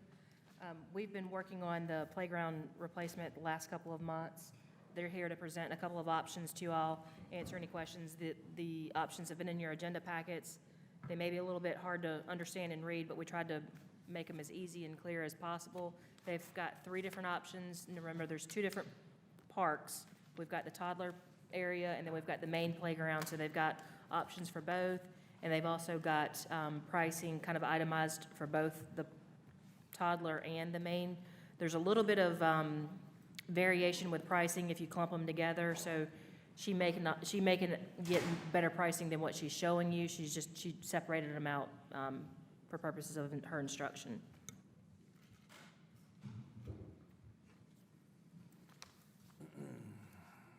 We just point to when we want you to flip. We can just say, next slide, no. You Start can us go to off. the next one if you want to. Thanks. Hi, I'm Carolyn Bars, and this is April McLaurin. We're from Bars Recreation. We know you have a lot on your plate. I can't even imagine. So we've been allotted about 15 minutes. We will try to make it as concise as possible and leave a little bit of time for questions at the end if you have any questions. What I would love for you to take away from our time with you is whether you go with Bars Recreation for this project or not, we would love to have you use us as a resource. Everyone at my company is so passionate about creating gathering spaces such as this for communities. We've seen the impact that it makes on the communities, and we just love everything about it. So whether or not you go with us, please feel free to use us as a resource because we've been doing it for quite some time. We like to build relationships that go beyond whether we have a project or not. Next slide. So a little bit about Bars Rec. We've been doing this for over 20 years. We have been exclusive reps for Burke, BCI Burke, which is a manufacturing facility located in Fond du Lac, Wisconsin, for over 16 years. We are a small company. We have a staff of 12, 5 of which are family members. April's actually my daughter. We do have our own installation crew. 4 of us have our certified playground inspectors license. We have an unlimited GC license. We try to stay on top of qualifications. So our installation crew is all certified for nationally as well as with any of the manufacturers that we supply you with. So, as Carolyn mentioned, I'm April, and I originally started kind of coming up with concepts for this project back when Derek was with the village. So I have been to the park numerous times, and my very first time I was just like blown away by the synergy with nature. You know, the garden, the walking trail, the barn, the cute little nature playground. I just was in love, and I'm jealous that I don't live here, but that aside. So there are a lot of things that I took into consideration when I was coming up with these concepts. One obviously is trying to tie in that natural feel that you already have out there, and then making sure that I'm giving you the lowest total cost of ownership with a product, something that is going to give you a good lifetime with minimal maintenance, because I know that you are a small village and that time is important to everyone. So you can go ahead and flip to the next slide. If you do partner with us on this project, some things that you can expect from us is we would do a pre-construction meeting on site with members from our team, our install team, and the village, just to make sure that we are aware of site access, we agree on, you know, the layout of the playground, the locations, all of those things, so that everybody's on the same page and we can start the install process pretty seamlessly. Once we do start installation, we will have a CPSI on site daily, weekly meetings, just to make sure that everything's going smoothly. If any issues arise, we can, you know, face them head on, make sure that we do quick fixes if we need to. And then at the end of the project, we'll do a final walkthrough, supply you with a certified safety inspection, as well as test the unitary surfacing materials with a Triax machine, just so that everybody is aware that everything's safe, it's good for the public, and you guys are set to go. One of the things that you won't see in the concepts that April provides is that we have just a myriad of customization opportunities. So these were just her thoughts and concepts on what we felt would be appropriate for the space and would be helpful in the space. We will talk a little bit later about our timeline and also about the warranty information after we show you a couple of examples of what we've done. So I do want to touch a little bit on sustainability, because as a you know, vendor and as a consumer, I think that's really important. So we were really conscious with the manufacturer that we selected and their products. If you can hit to the next slide if you want. So Burke is 100% powered by renewable resources, and they have the latest ISO certifications. They also are very conscious about how they are manufacturing equipment to make sure that, again, durability is an issue. So we want to make sure that we're giving you durable products so that there is less repair and replacement needed, which reduces the waste that we're putting out in the environment. Thanks. We'll touch a little on just some similar projects, just so you can kind of see some real-life pictures. This is a park in Winston-Salem, and they did use a custom GFRC tower. We call it the Timber Tower, which we have proposed in your first option. So this is just some quick pictures of what we have out in the field that's similar to the scope of what you guys are doing. This is a more recent job we just finished about a month ago, Allison Creek in York County. They wanted a natural color palette. They went with more traditional equipment. However, they pulled some of the nature theming. We wanted to show you a little bit of the fun designs that you can do in the pour-in-place to continue that feel and to give a little bit more imaginative play as well. Lastly, we'll just touch on, this is Creekside Park in Archdale. As you can tell, the park is along a creek and they have these nice rolling hills. So when they were designing their playground, they also had nature in mind. So they used some of the custom GFRC boulders and things for climbing opportunities for the older kids, as well as a tree tower that is very similar to the one that is over in Stallings Municipal Park. And we have this as an option in your proposals too, so you'll see that soon. We wanted to show you how you look at renderings and then when a job is completed, how similar they are and how that transitions. Obviously, this one isn't a nature park, but it is a good example of rendering to completed project. This is a sort of in between nature and themed. It's a train-themed product that we did in Apex. Again, your rendering on your left and the finished product on your right. And then lastly, this is a recent one we did in Village Park for Kannapolis. Again, you can just kind of see, we just want to give you an idea of, sometimes it can be hard, like when you see these pictures, like what does this look like in real life? So here's another example of something that's more traditional, but you can see kind of how that portrays into a finished installation.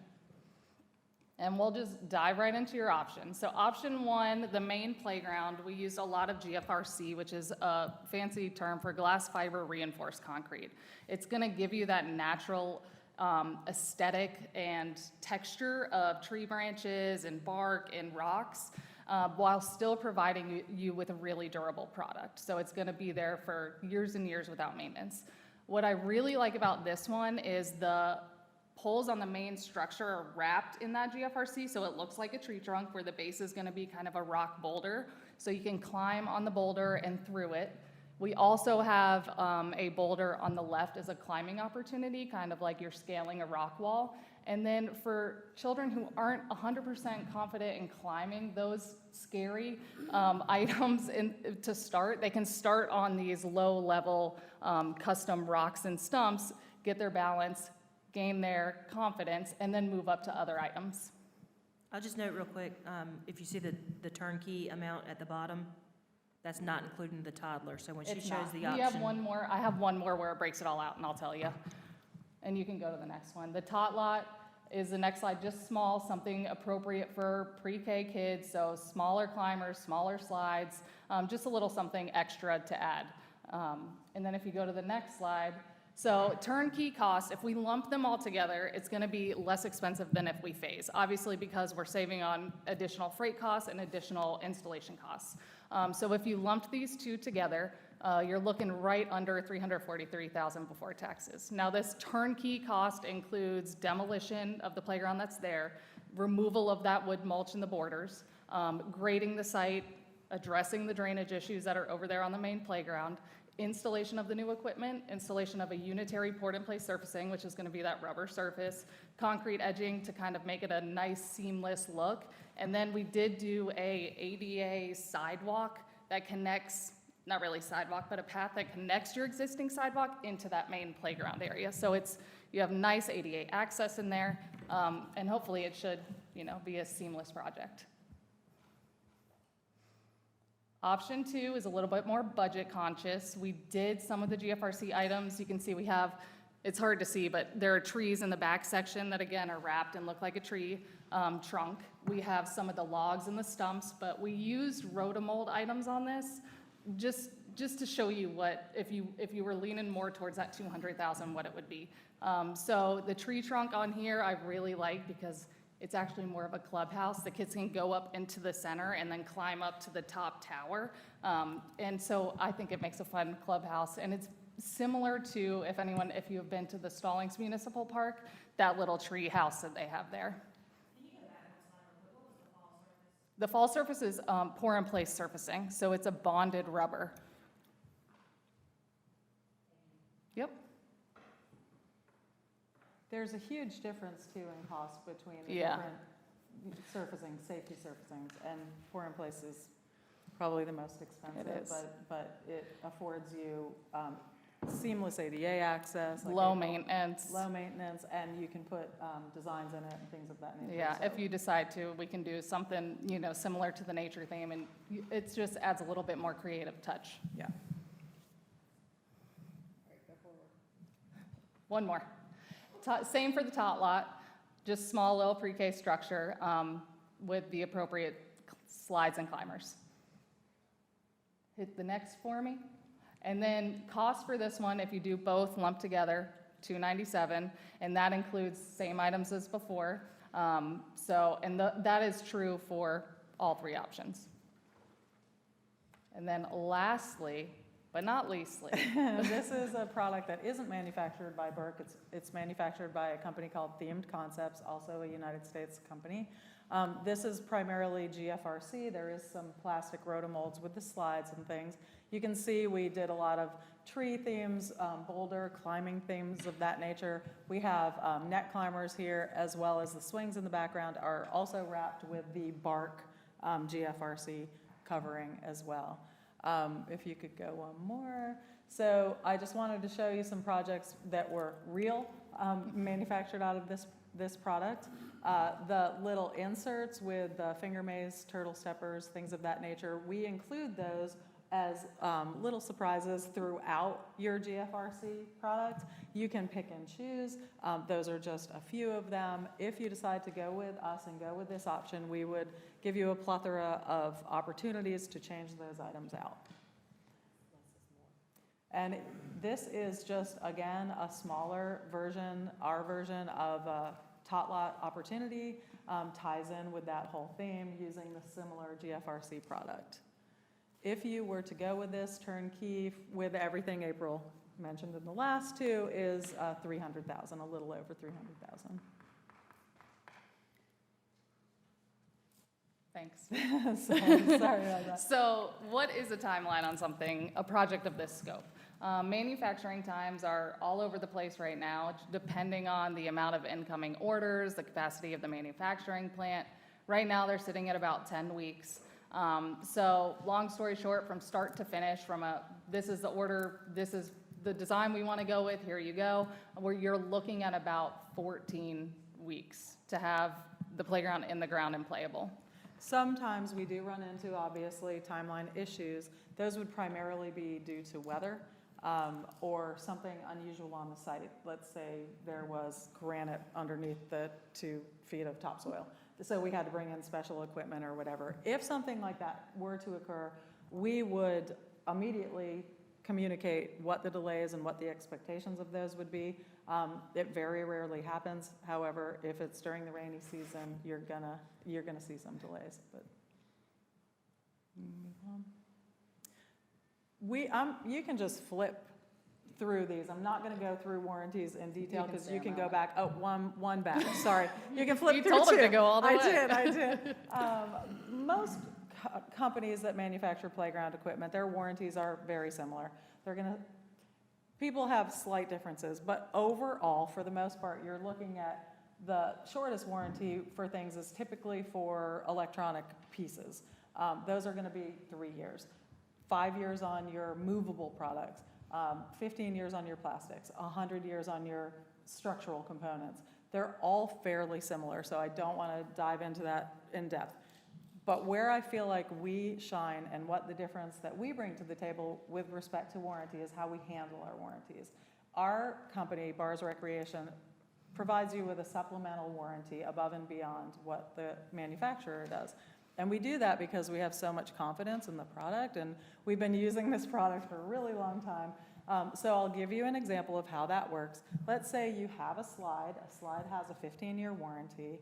On, year 14, day 364, you call me because you say, there's a crack in this slide, send me a picture. We will process that warranty for you.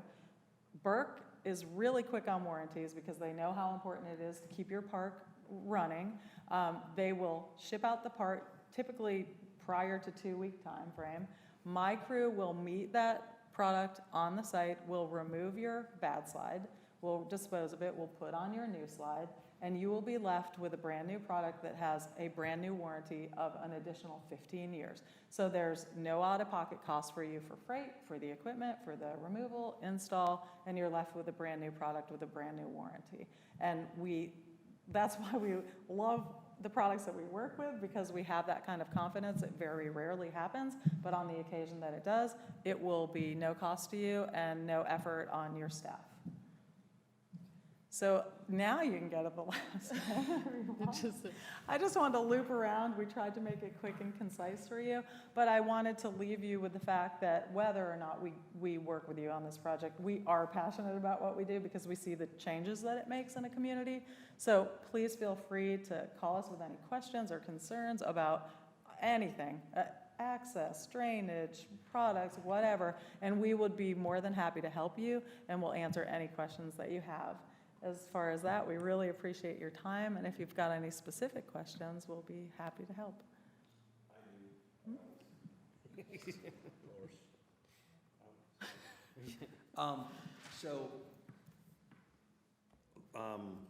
You mentioned grading, and right away, I thought, all right, well, we put our park in, whoever put it in back in the day, and we had drainage issues. So let's say you guys come in, you get the bid, take everything out, do the grading, put everything back, and then 2 years down the road, we are having issues with drainage again.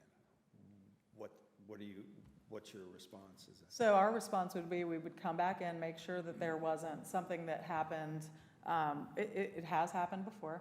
Okay. We found out that a line was put in and it wasn't compacted well enough, and then the drainage went underneath the pour-in-place surfacing, and so in that instance, we pulled it back, we put in the correct drainage that needed to be done, we put in new stone, compacted it, and replaced the rubber. If it's something that happens because we did not do our job correctly in the beginning, that is on us.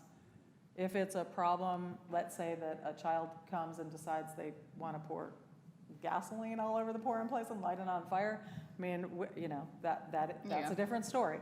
But if it's something that we did, we stand behind the work that we do. And that's for how long? So on the surfacing, that would be, it's different. If it's going to be a drainage problem, it's going to be 5 years. Okay. Yeah. Where are you based out of? We're based out of Pittsburgh, right outside of Raleigh. Second, logistics. Actually, I said 14 weeks. You may be sourcing your product from a variety of different.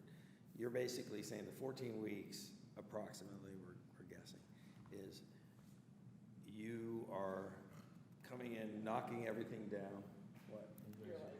I'm just trying to, you're coming in, you're knocking everything down, and you have product ready to go, sitting on, it's not something when you start, and it's like, oh, we got a back order on this. No. No. You're coming in and you're completing everything that needs to be done, so we have very little downtime.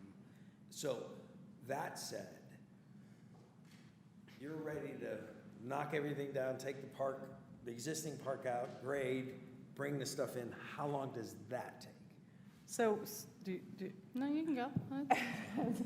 You're a so- better talker so, than no, I am. I'm not at all. But, so what we like to do in situations like this is we leave the existing playground up until we know when the ship date is gonna be. When we confirm all that, it's gonna be going on a direct truck. Something of this size is only gonna take 2 to 3 days to get here. Once it leaves the manufacturer, we'll be here at that time. So when that is confirmed, we will wait and we'll do all of our prep work 3 days out or so. So your park's only gonna be down for probably maximum a week, depending on how much drainage situation and grading we need to do, right? But we're gonna try to minimize that. So your park will be open until we know we're gonna be getting the equipment. Then we'll come in and take everything out, do all the site prep, and we'll be done with that when the equipment lands, so that we'll be able to immediately start, creating your playground. And I would say it's probably 2 weeks for the demo and the grading and the installation of the new equipment that needs to be done, and then another week or so for the surfacing and the curbing. Yeah. And the little, sidewalk that we would do. So it's 3 weeks then. Of total construction We like time. to give ourselves an extra week, just, you never And then you know. got weather. that Yeah, can Mother sometimes Nature play in sometimes there. doesn't work with us, so. I'll remind you too that in your agenda packets, like the last item that's in there is the actual playground discussions. The timeline for our playground schedule is in that section. We're not scheduled to even start construction until November. So unless y'all decide to move that up, that's when staff had projected to plan that. So just Which, FYI. yeah. And that's usually a good time to order because it's a slow time. But I So will lead say, times are usually a it's little better. also, you don't want it dropping like in March, because I don't know, we have a lot of problems with rain in March. We do, but We want to leave our playground playable through the, Yeah, through the exactly. summertime. Of and then- course. Andy likes to play on. Yeah, I don't blame you. it's really pretty. actually, it's Wayne. Okay, so then the last question I have, I think, That's okay. is that you have your own inspectors come through and look at it. We're not required, or are we, to have a state inspector come in and say this is state approved, or what? We're not No. a state licensed They don't Yeah. really, facility. and they don't really have that, so. And doing an inspection is honestly up to y'all. There are some like schools and communities who don't inspect their playgrounds, but I know like Mecklenburg County, who we do a lot of work for, they have their playgrounds on a schedule, and that's because they have so many. So we will do the initial one once it's done, so that you know. I would say whoever does fill Derek's spot will just need to keep an eye on things, and if they have any questions like, hey, maybe this looks a little wrong, then they'll have our contact info, and they can just call me up and say, hey, April, can you come down and look at this and let me know what you think? And we can address. And pictures and Yeah. videos, we Yeah. can do it quickly, we can do it. Okay. Great. That's all I had. Okay? I will say to, is your name Bob? Are these nameplates right? So we are, I'm not sure, I don't know everyone. We are in Pittsburgh, but we do, so I cover like this portion of the state, and although we are a little bit further away than some of the other companies you're probably looking for, I travel down here probably 5 to 6 times a month. I am in, because we do a lot of work in Mecklenburg County, so I am down here all the time, and I would not let the distance deter you. We are here to help in any capacity. Okay? It's good. Thank you. Well, thank Well, you all. thanks We for your appreciate time. your time tonight. We do. And I'm glad we didn't have to do that gentleman's presentation, because I was very confused by those numbers. I was like, whoa. She's like, look at how fast he is on that spreadsheet. Yeah, I'm like, wow, I was pro. You were confused. I'm not there, I'm supposed to know this, and I'm like, Ooh, well, thank you all very much, and I hope you have a wonderful rest of your night. appreciate it. Okay. Thank you. And if any other questions arise, Christina has my contact info. Feel free to reach out. All righty. All right, so, get back to does anyone need a break real quick? Yes. Let's do Village Hall, and then we'll go into items of discussion. Next up, Village Hall. We already did it. Anything? I don't have anything. You got nothing? I got Nothing nothing. going on? I do. You do? She wouldn't. What are you building? I do. I would like to make a request that some final projects get finished up. The barn doors need to be aligned, and the handles need to be put on. And can we bury the landscape light cords so that the people can edge and In mow? process on all of that. Well, I know we've been in process for the handles, because you yelled at me like 3 months ago for not picking them out, and then I picked them out and you still haven't done them. Okay, well, we have plans, we're planting plants tomorrow, so all those lines will be taken care of The ones in the back too? And Everything septic is, too. everything is. Yep. Nope. Figured out. Yep, I'll be here, maybe, for a little bit. I'm not digging a hole, though. Can you, did you say barn doors, landscape lights, what was the other thing? The barn doors need to be aligned and the handles need to be put on. Yes, I will get And the septic that clean out. handled. What they don't get done, they can do Saturday, right? Just Yep, In the pouring rain. in the rain. You can come inside and finish your work. Okay, that was it. Thank you. All right, moving on. Oh, wait, we're gonna take a quick Yep. 2-minute break. Yes, recess. Thank you. All's in favor? Meet me in the kitchen.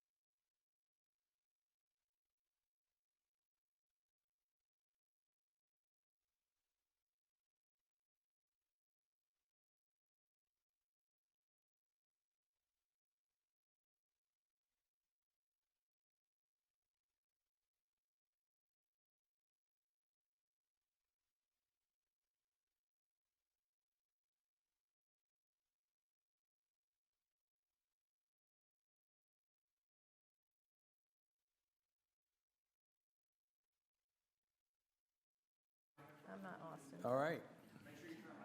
They're on. All right, I'd like to reconvene the meeting. Next up, we have items of discussion. First up, we have discuss and consider the interlocal agreement with Union County for regional pump station maintenance.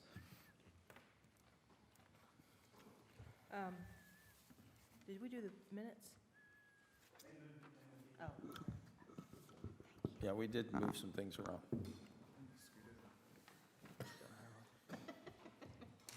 sorry. The cord isn't that long.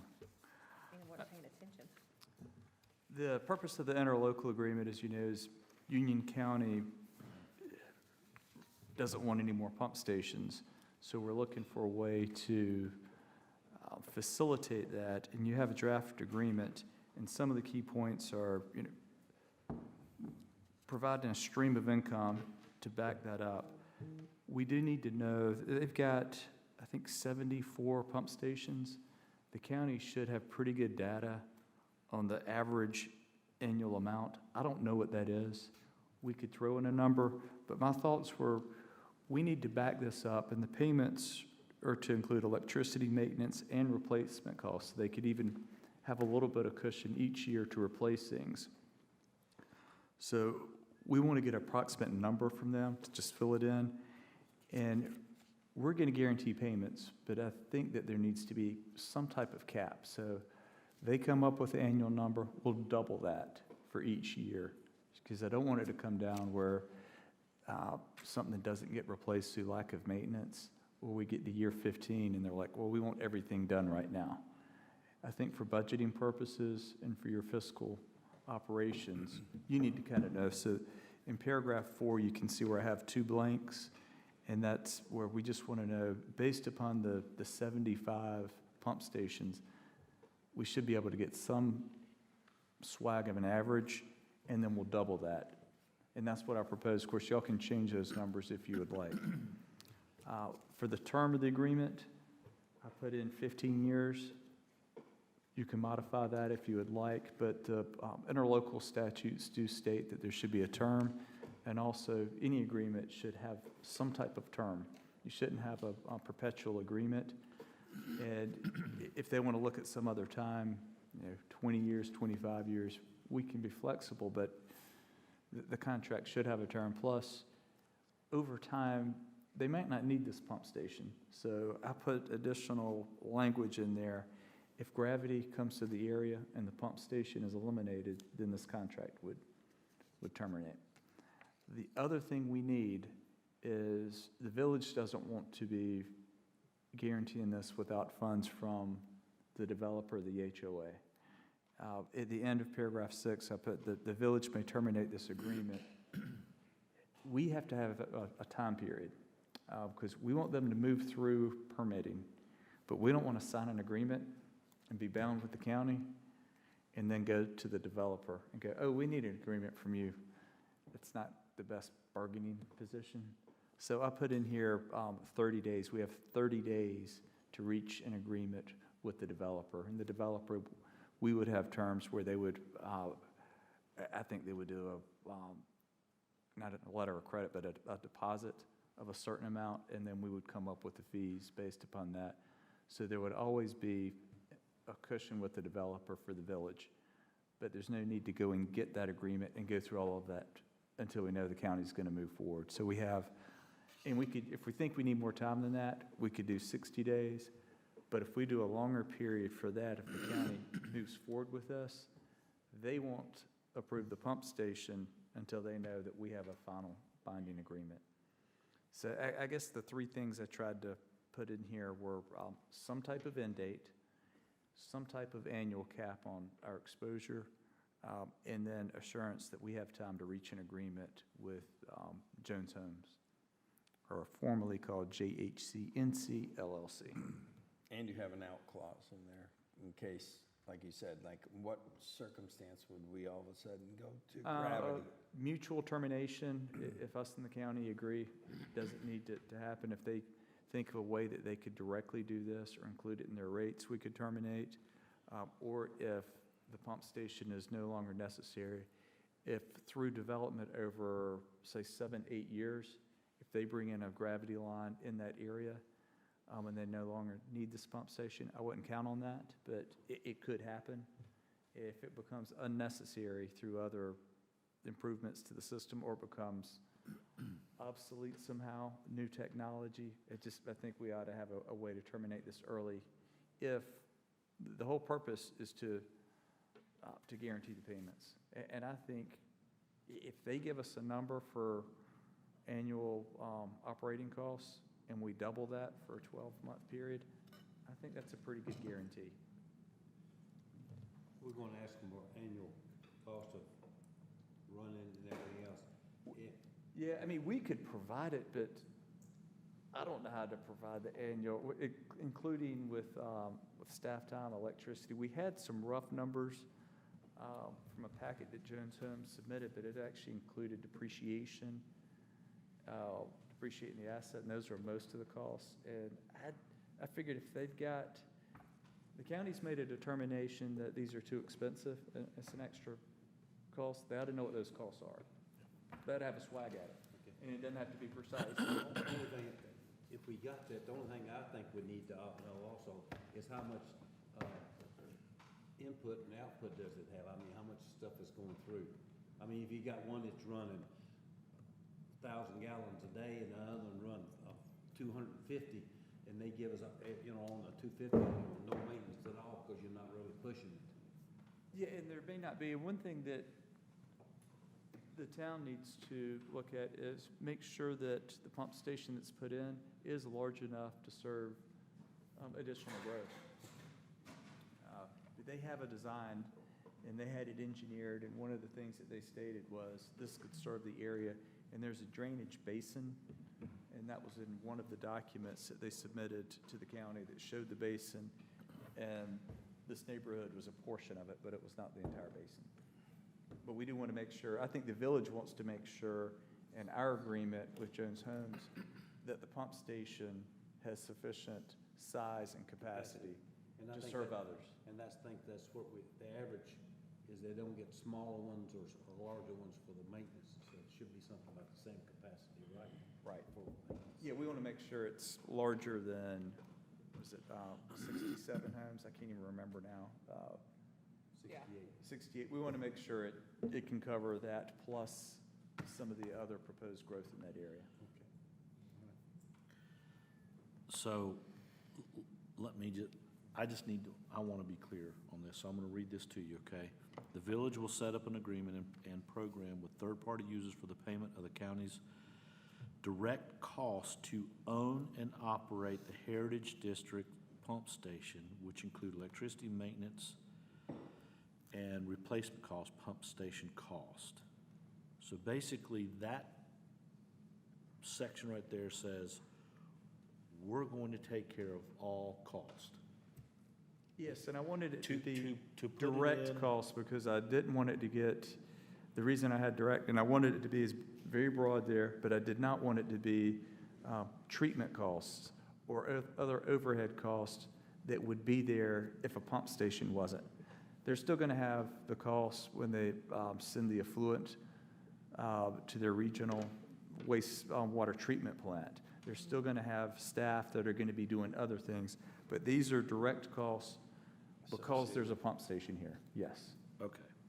The next one is cost incident to the county's normal sewer operations, including piping, treatment, and operations unrelated to the actual Heritage District pump station are excluded from the pump station cost.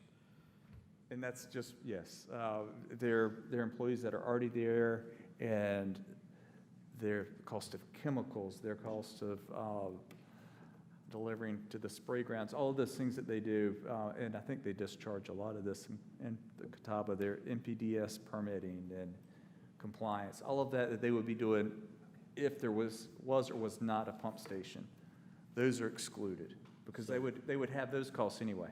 So those two sentences there kind of put That's everything. their whole, That's the whole crux of what they're saying. And we're taking that, we're pulling all of that away in those two sentences right there. yeah, I think those are the key, and I should have focused on, I'm glad you did, because I skipped over that and the other thing, but the county has said that we don't like pump stations because maintenance, operation, electricity and replacement, these additional costs.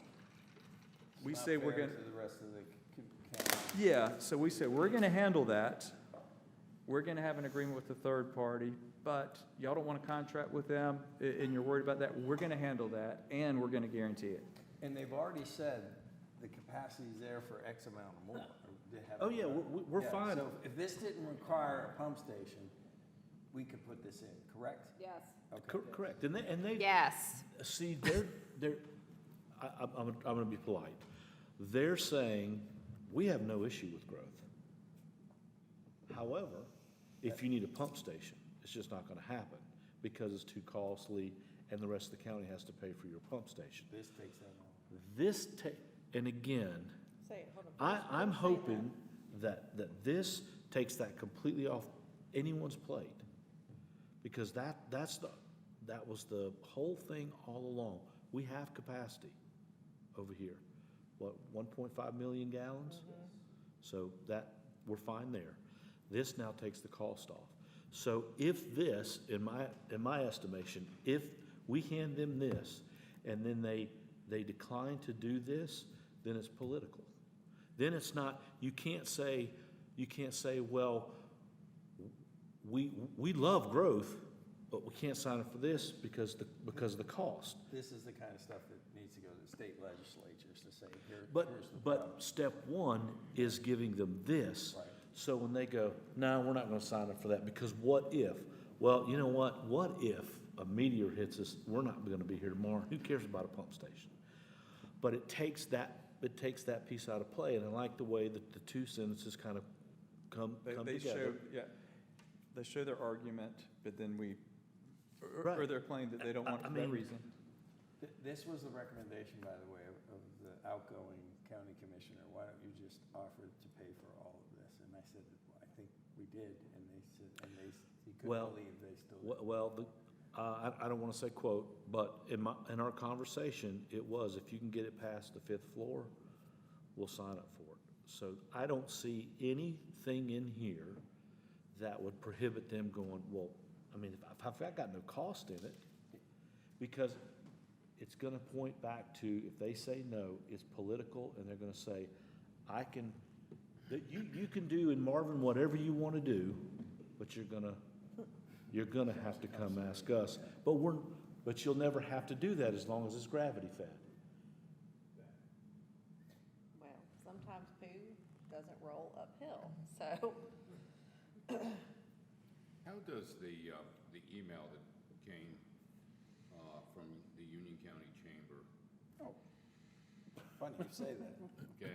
I was going to say, because this is something that maybe they're addressing and they're doing a resolution to address. I mean, I'm reading it, it says resolution calling for immediate action to address wastewater capacity crisis in Union County. But Bob, here's where the whole double verbiage goes. This is where we're speaking out of both sides of our mouth.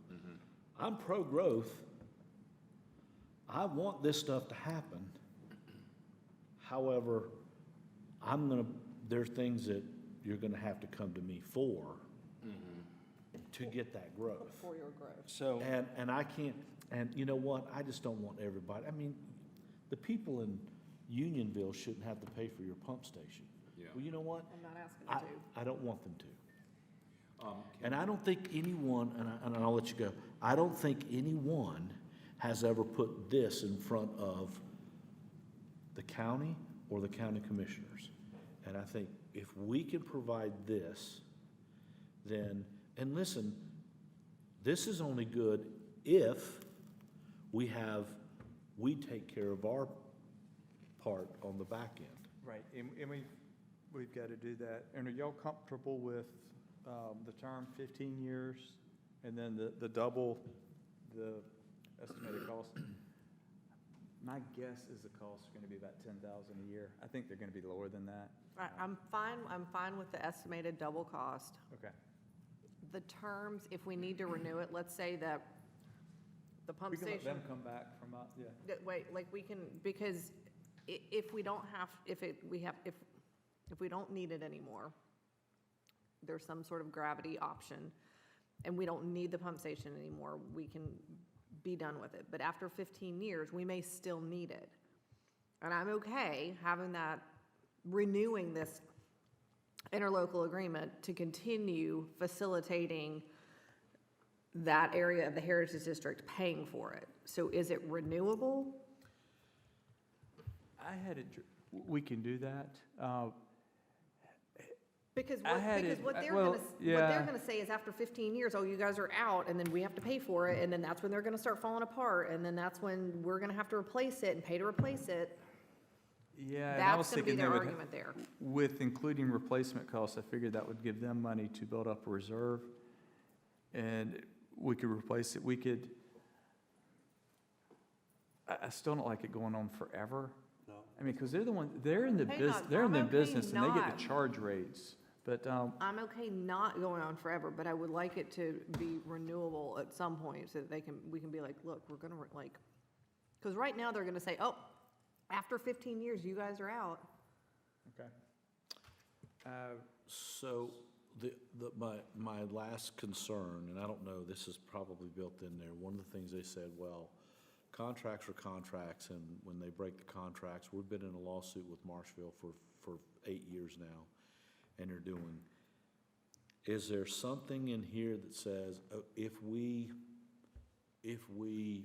fail to make payment, you can shut the pump station down? Is there some kind of backstop in there that says, so we're not tied up, and they're gonna say, well, your contract's no different than Marshville, and we've been in contract, you know, in a lawsuit with them for 8 years now, and nothing's being done.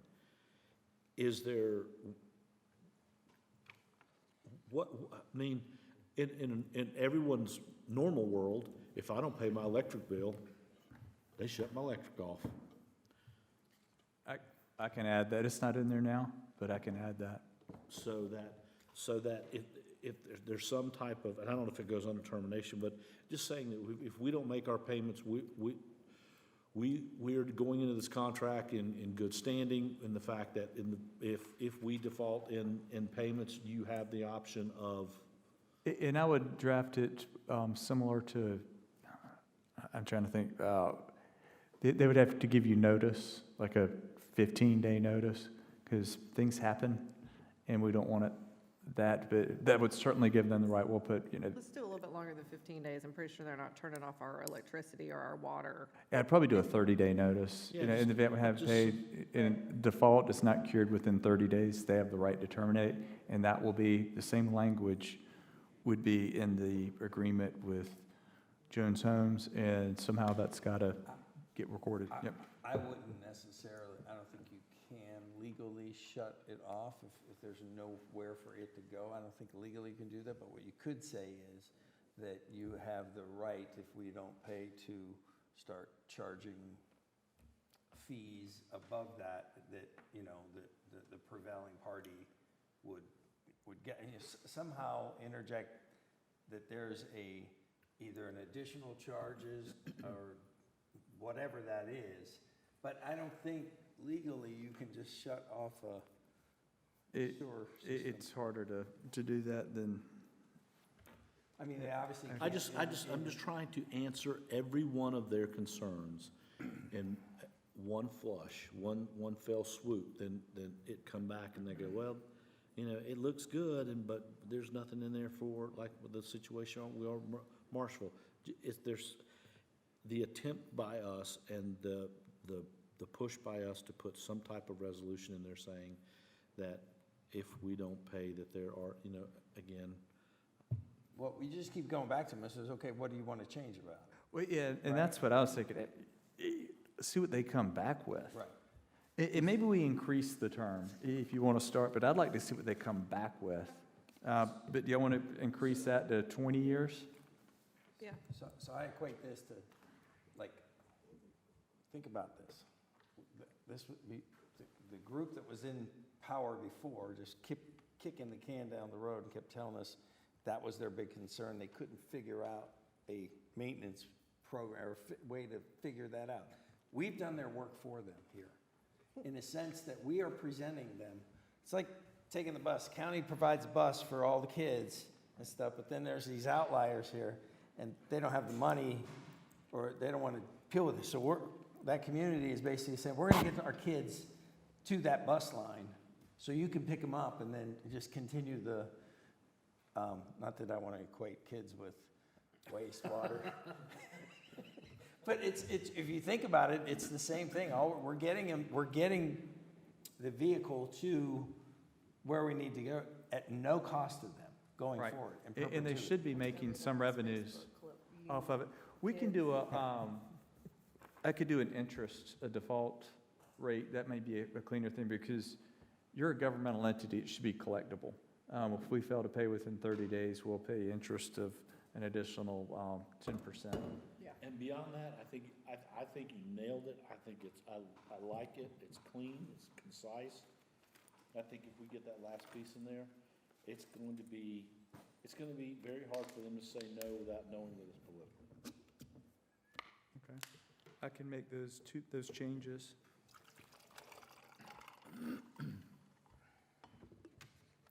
Anybody have anything to say about this? Well, they didn't want Other to than I was bringing a point that can we get, Poor Bob started talking about something else, and we totally cut him off. Go, Bob, sorry. I was gonna say, do we get assistance from the Union County Chamber? You know, Well, I read the thing with Union County, and I think Union County is just an additional entity that's frustrated by what's going on. And as, you know, as I tell my kids all the time, don't bring me a problem without a solution. Yeah. That does me no good. Then you're just complaining and I don't want to hear it. This is, we're bringing you a problem and we're bringing you a solution. And by the way, you're gonna make something of it. If it'd be crazy not to. If you, by the They way, could probably pay for another pump station somewhere or pay for something else for what they're gonna make off of this. Yeah. just if you all want it it is public information, but Stoney did reply to the Chamber of Commerce. He wrote them a letter or a text. I'll be happy to send it. Kim got it, but he finishes up by saying his last comments were, I sincerely hope, this is to the board of Chamber of Commerce Board, I sincerely hope you will stop scaring your members to disparage a BOCC that was elected to be conservative stewards of our tax and ratepayers' money. But he goes into a whole thing about, you know, because they came out with a resolution. So, and I'm just going to finish with this. I think it's time that we start, maybe a couple of us going to their meetings, speaking in the 3 minutes of public, and start publicly looking at someone that the other two, because Stoney's not going to convert on this, and just start saying, do you really want to be on this? What side are you on here? You got almost every municipality is against what you're doing. And it's overnight, like you're making us sound like we're all of a sudden in for high density and we want to. No, we all have our plans. We've all done the right things with our community. And you're making us look like that. But however, to the other two commissioners that are following Stoney's footsteps, you've got not only a multiple of municipalities on board with this, you also have now the full board of the Chamber of Commerce who, you know, yeah, and it's like, do you think you're on the right side of this issue? And keep in mind, when you guys were all new coming into office, how much did you really know about anything? I guarantee you those two individuals that were just elected, and I'll say this to them if they were in this audience, they know very little about waste and managing it, but they're following someone who has them on a path, and it's a 3-2 vote right now. But the people that they're representing their constituents on their side of the county. And they've stood on that, and they're not gonna back down. They're gonna stand on that hill, and they're gonna protect that hill at any cost. And you know what? God bless them, because some of us, we fight to the bitter end. But when you're impacting someone else, you've impacted us. If you made a decision to impact us here in Marvin, we fought long and hard to have that heritage district. And now we're basically told, you can't have it. we'll let you know when we can have it. And that's not fair to this council, it's not fair to our constituents, and all we're doing is saying, you know what, completely understand where you're coming from. Now we're gonna provide a solution for it so we can move forward with what we're doing in our municipality. What Waxhaw wants to do in theirs, and Stallings wants to do in theirs, and whatever, that's up to them. But it's incumbent upon this council to take the steps to say, you've made a decision, regardless if we agree with it or not, or we think it's a poor decision or whatever. And, you know, that's where we're at. So we're just, I don't see anything political in this, other than the fact that we're trying to provide a solution. We're trying to provide a solution to a problem that the county has put in our laps. And I am not an expert on sewer and wastewater, and I don't claim to be. I am a servant of this community. I am here to serve this community, and we are doing everything that we can to come up with a solution. I like what we have done here. I think it's a great idea. Hopefully the county will entertain it. But it is very upsetting and disheartening to know that Commissioner Rushing goes onto Facebook and ridicules us for having open conversations of trying to fix a problem in our community. It seems that he would be able to spend his time a little bit better than going on Facebook and posting stuff and ridiculing us for making decisions or trying to make decisions or have open conversations to help our constituents with a problem that they have dropped in our laps. And we have now come up with a solution, and I appreciate the work that Chaplain's done on it, the stuff that Jamie, everybody on this council has had a hand in trying to figure this out.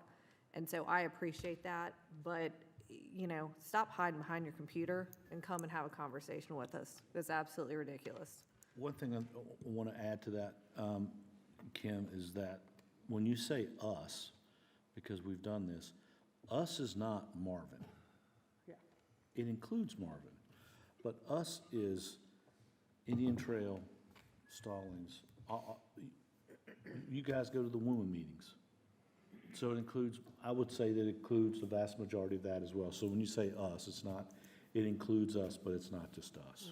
Yes, it impacts all 6, 7 municipalities on the western side of the county adversely, and I think that there's probably some effect on some of the more eastern municipalities, but the western is getting hit the hardest with this. So, Well, and, you know, we've heard that, you know, they're pro-growth. Well, there is a landowner that is within the Heritage District that would have commercial land that won't do anything until they figure out what's going on with the sewer. And that is extremely frustrating because they're like, oh, well, you guys can have commercial if you want it. Well, we can't because it's not gravity fed. So, you know, this is a great solution. So we'll propose it to the county and see what they say. I'm good with this. So, does anybody have questions about it? He's going to make last minute changes. Yep, I'm going to make a motion with the changes in there. Okay. If nobody else has any questions? Wayne? No. Good, okay. So I'm going to make a motion to authorize the manager to send the first revisions of the proposed interlocal agreement for the regional pump station maintenance with recommended changes to the Union County Board for discussion and consideration. Further discussion? Well, real quick, how does this process work from here? You make the changes. Christina, is that something that you present to their legal office or to Brian? So I'll get the changes from Chaplain this sometime next week. I'll send it over to Brian, let him know what's going on. He'll present it to their board, probably in a public meeting. They'll discuss it, they'll make revisions or say yes or no, and then they'll send it back to us. And then when it's ready to execute, I'm sure there's going to be some changes made. I will bring it back to you all for the final version. You all will see it again in its final format. Before it goes to them for a vote or after they vote on it? It could be either one. can you let us know when that, if they present it, Yes, when they're gonna present it? I can. They could also have individual discussions about it too, so it may not be publicly presented.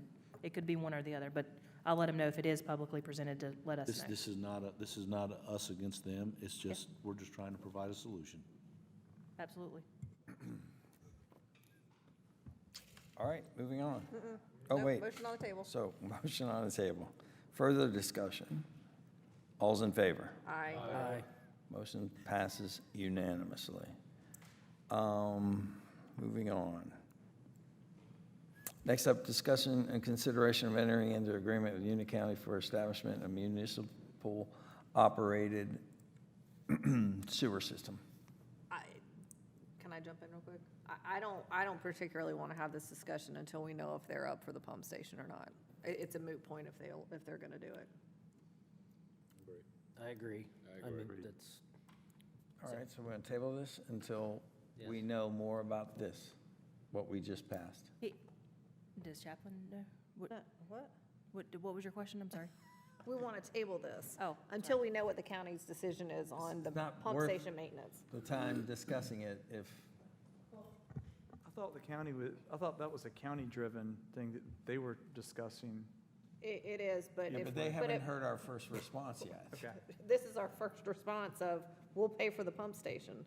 You'd rather do that. I Yeah. got you. In Well, fairness, nothing formal has been presented to them, so they can say, we never got anything from you. Well, and nothing. This step that we just did is sending them something that's a formal ask. Yeah. That we want to pay for. Then if they shoot that down, they can come back, that may be their answer. But as far as I'm concerned, they never really they can say correctly that, well, you never presented us. We may have said it inside conversations, but we made a formal motion to present purchasing pumps and creating that vehicle. Well, Ed, our firm represents two governmental entities that provide wastewater services.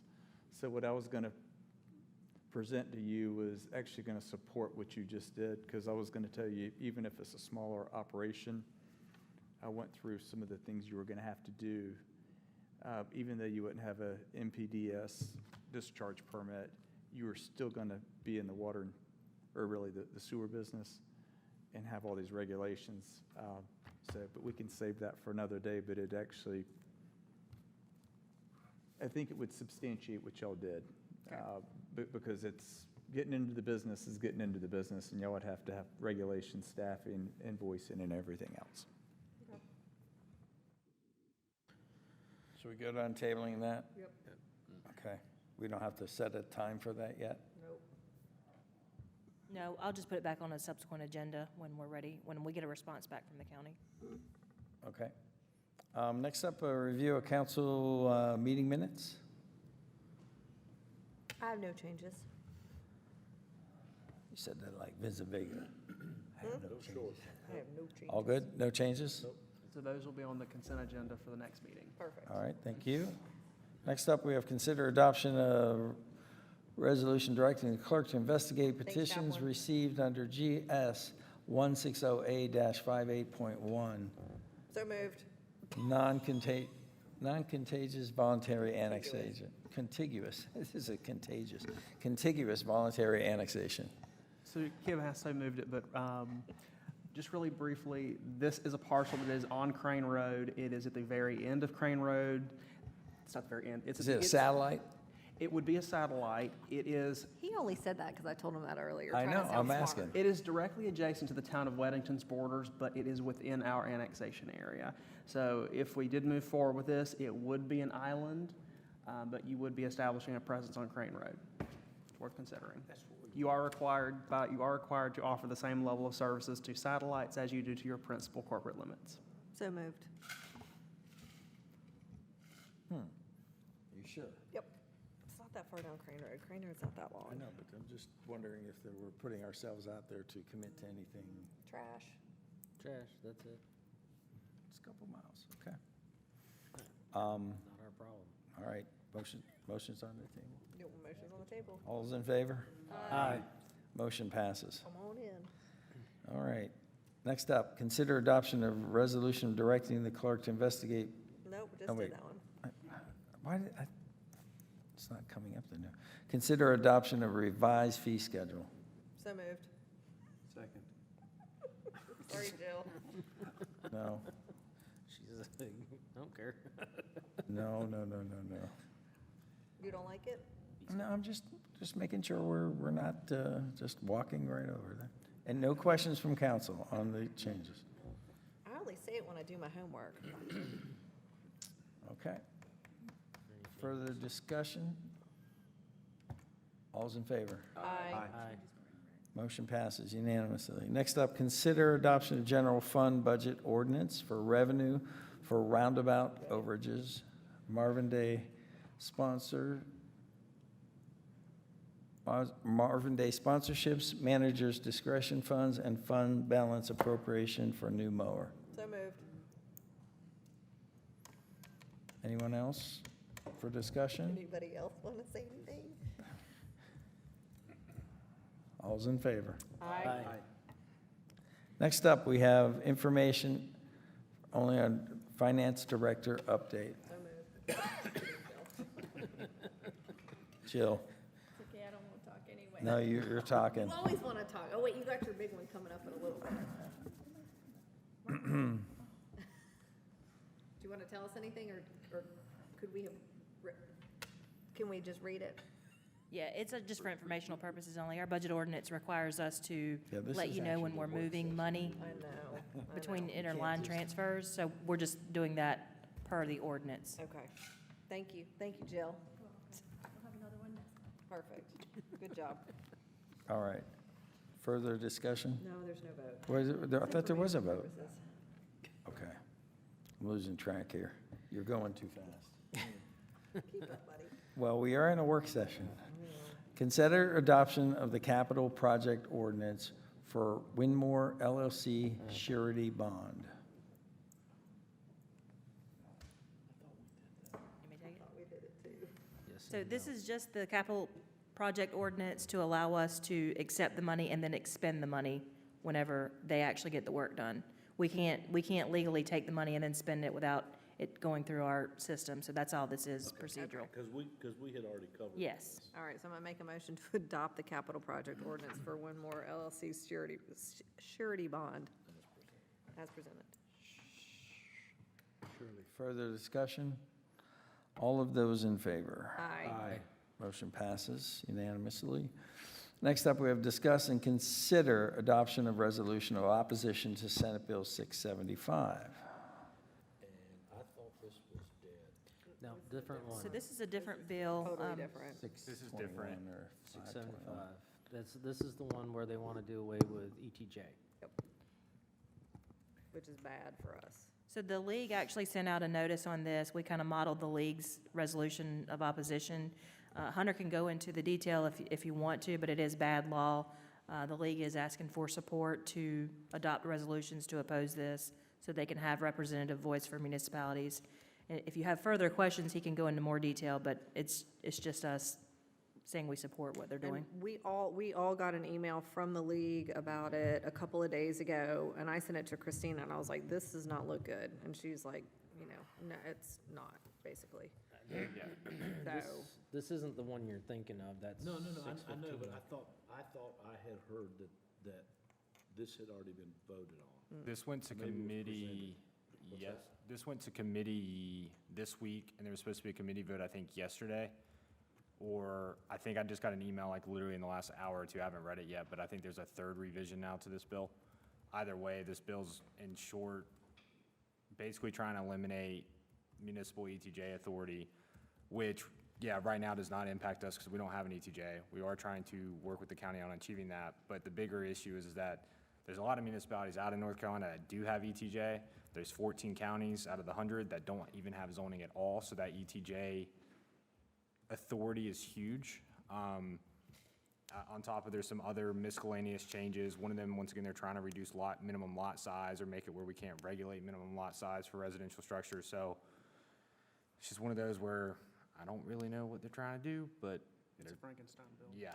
Yeah, they're trying to take zoning away from the local municipalities and put it at the state level. And every one of these bills that they keep popping up is one other angle to try to get there.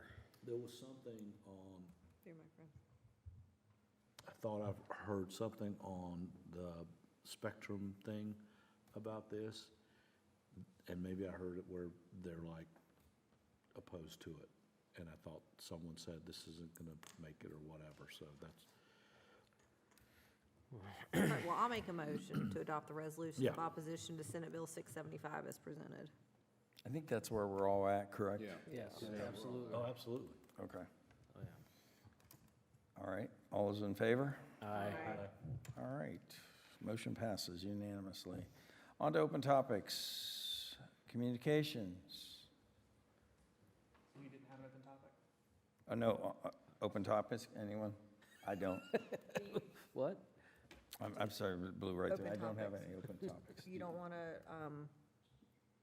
let our constituents know what the county would like to put here?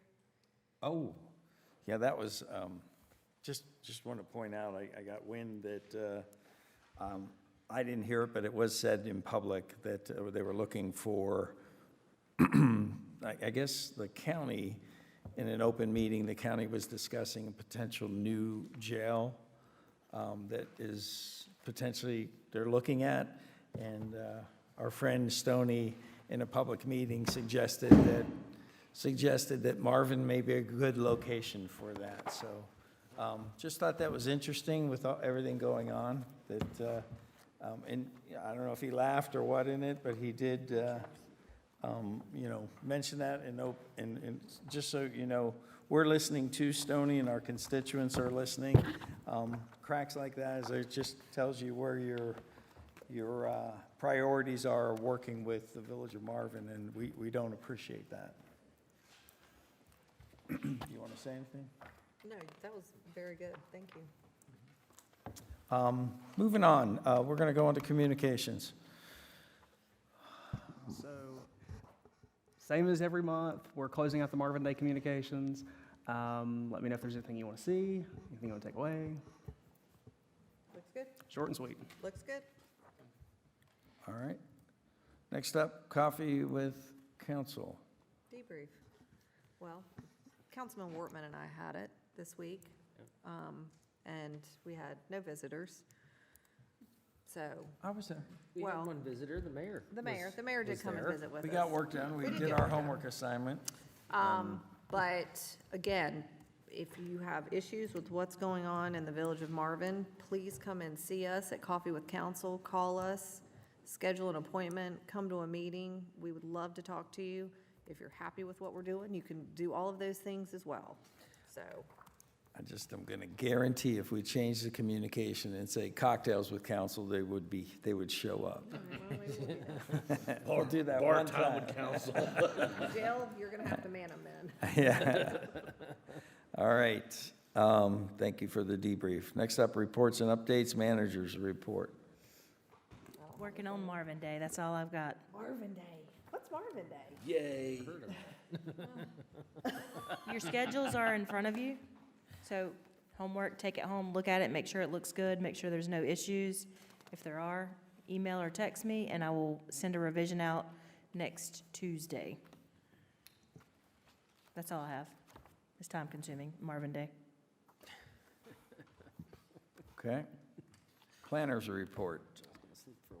Just the two things I have for you guys is, one, Marvin Loop update. We have submitted our, Nice plan. I don't have a good one. I know you just, we have submitted our engineering firm selection to DOT. I haven't heard any, well, let me phrase that. I just submitted that today, but I have been reaching out. We still have not received our funding authorization. This is the fourth email that I think I've sent in the last 2 months to our contact at DOT to try getting, understanding why we have not received that. Once again, we can't move forward even with contract negotiations and stuff with the firm that we have selected until we have that authorization. So hopefully I'll have an update next week. I just emailed her at the beginning of this meeting with our selection concurrence letter on top of submitted everything in the portal and asked for an update on the funding.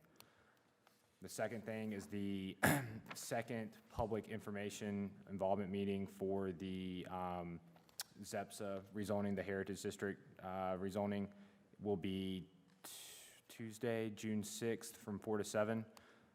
It's mainly structured to be an open house type deal where, you know, if any council wants to come by, potentially just coordinate that. But ultimately, based off of just previous PIMs, and they've already had their first formal one, this was going to be kind of a drop-in. We made sure that was in the notices where people don't have to be right here at 4. If they can't make it, come by anytime between those hours, learn about the project, ask questions, provide comments and feedbacks to the applicant.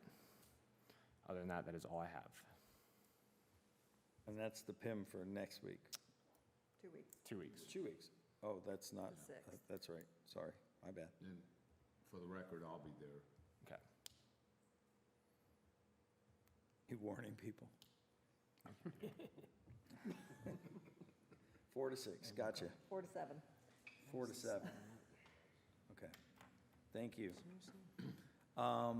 Any other questions?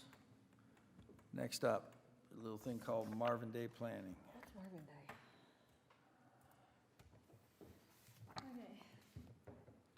That's where Mayberry meets Marvin. Okay, so, not much going on with Marvin Day, just kidding. Basically, that's all we're doing. Like, I eat, sleep, and breathe Marvin Day for the next 2 weeks. I probably won't sleep a lot, but I'll sleep after Marvin Day. Everything's good. We're just kind of like dotting all the i's, crossing all the t's, making sure vendors are touched base with, food trucks, trash, like everything you can possibly think of from a logistics standpoint is what we're doing this week. And no red flags, no emergencies, nothing crazy yet, knock on wood. Everything's looking good. Sponsors are happy. Got a list of them who are going to be present, and I think it's going to be a great event. It won't be perfect, we all know that, but as a wise woman once told me, Kim, no one will know but us that it's not perfect, so we're good. Good. Can you And- let us know what sponsors are planning on being there, just so we can try to find them and say thank you? and- Actually, yes, we're building it into your schedule for you all to go stop by your sponsor. Well, all of you, I would love to stop by the Platinum and Gold sponsor during the day to say thank you. But then your individual people that you guys got, if you want to stop by and say hello, we're going to let you know who they are. Perfect. Okey doke. And Any everybody- questions? No, but everybody, look at this. This is going to be your Bible. Make sure you know where you're supposed to be, when you're supposed to be there, what you're supposed to be doing, Mm-hmm. all that stuff. And if you guys need help in the next week and a half, let us know. Yeah, I will say that was a huge labor of love that Christina worked really hard on. And if you all told us that you were bringing people, children, spouses, to volunteer, we assigned them, she and I assigned them responsibilities and time slots. So really, please look at it, because if you look at it and you're like, wait a minute, my kid's not going to be there during that time, and we schedule them to do something, we need to know like ASAP, okay? And I'm still getting people signing up on the Sign Up Genius for that day, so we are rapidly filling up slots. That's So- great, because inevitably we'll have people that don't don't show show up, up or and- something will happen, and Yep. somebody will need to be shifted, so that's perfect. Yeah, and we've got the Boy Scouts scheduled for Sunday to help clean up, so Who's going to be the mascot? we've got kids doing that, it's on the list. I'll mention to you real fast, too, the schedule that you have in front of you is going to change. This is not going to be the final document. We're making some final tweaks, so just know that you'll get another packet next week, and it'll have all kinds of more information in there. It's going to have parking passes for parking on the site. We'll figure all that stuff out. T-shirts, it'll have your Frisbee. incident action plan inside of that packet, too. So it's going to be a bigger, thicker packet. This is just the first stab, making sure you guys look good with everything in terms of your times, your commitments, making sure there's no crazy things that we've missed on that schedule. So please look at it. I will submit the final one Tuesday, so get all your comments back to me by the end of the weekend, please. Okay, Get your comments back to me on the schedule by the end of the weekend, not Tuesday, because it'll be finalized on Tuesday. We're not working Monday, are we? No, but you'll have to look at it over the weekend and send comments back. I'm going to work on it first thing Tuesday morning.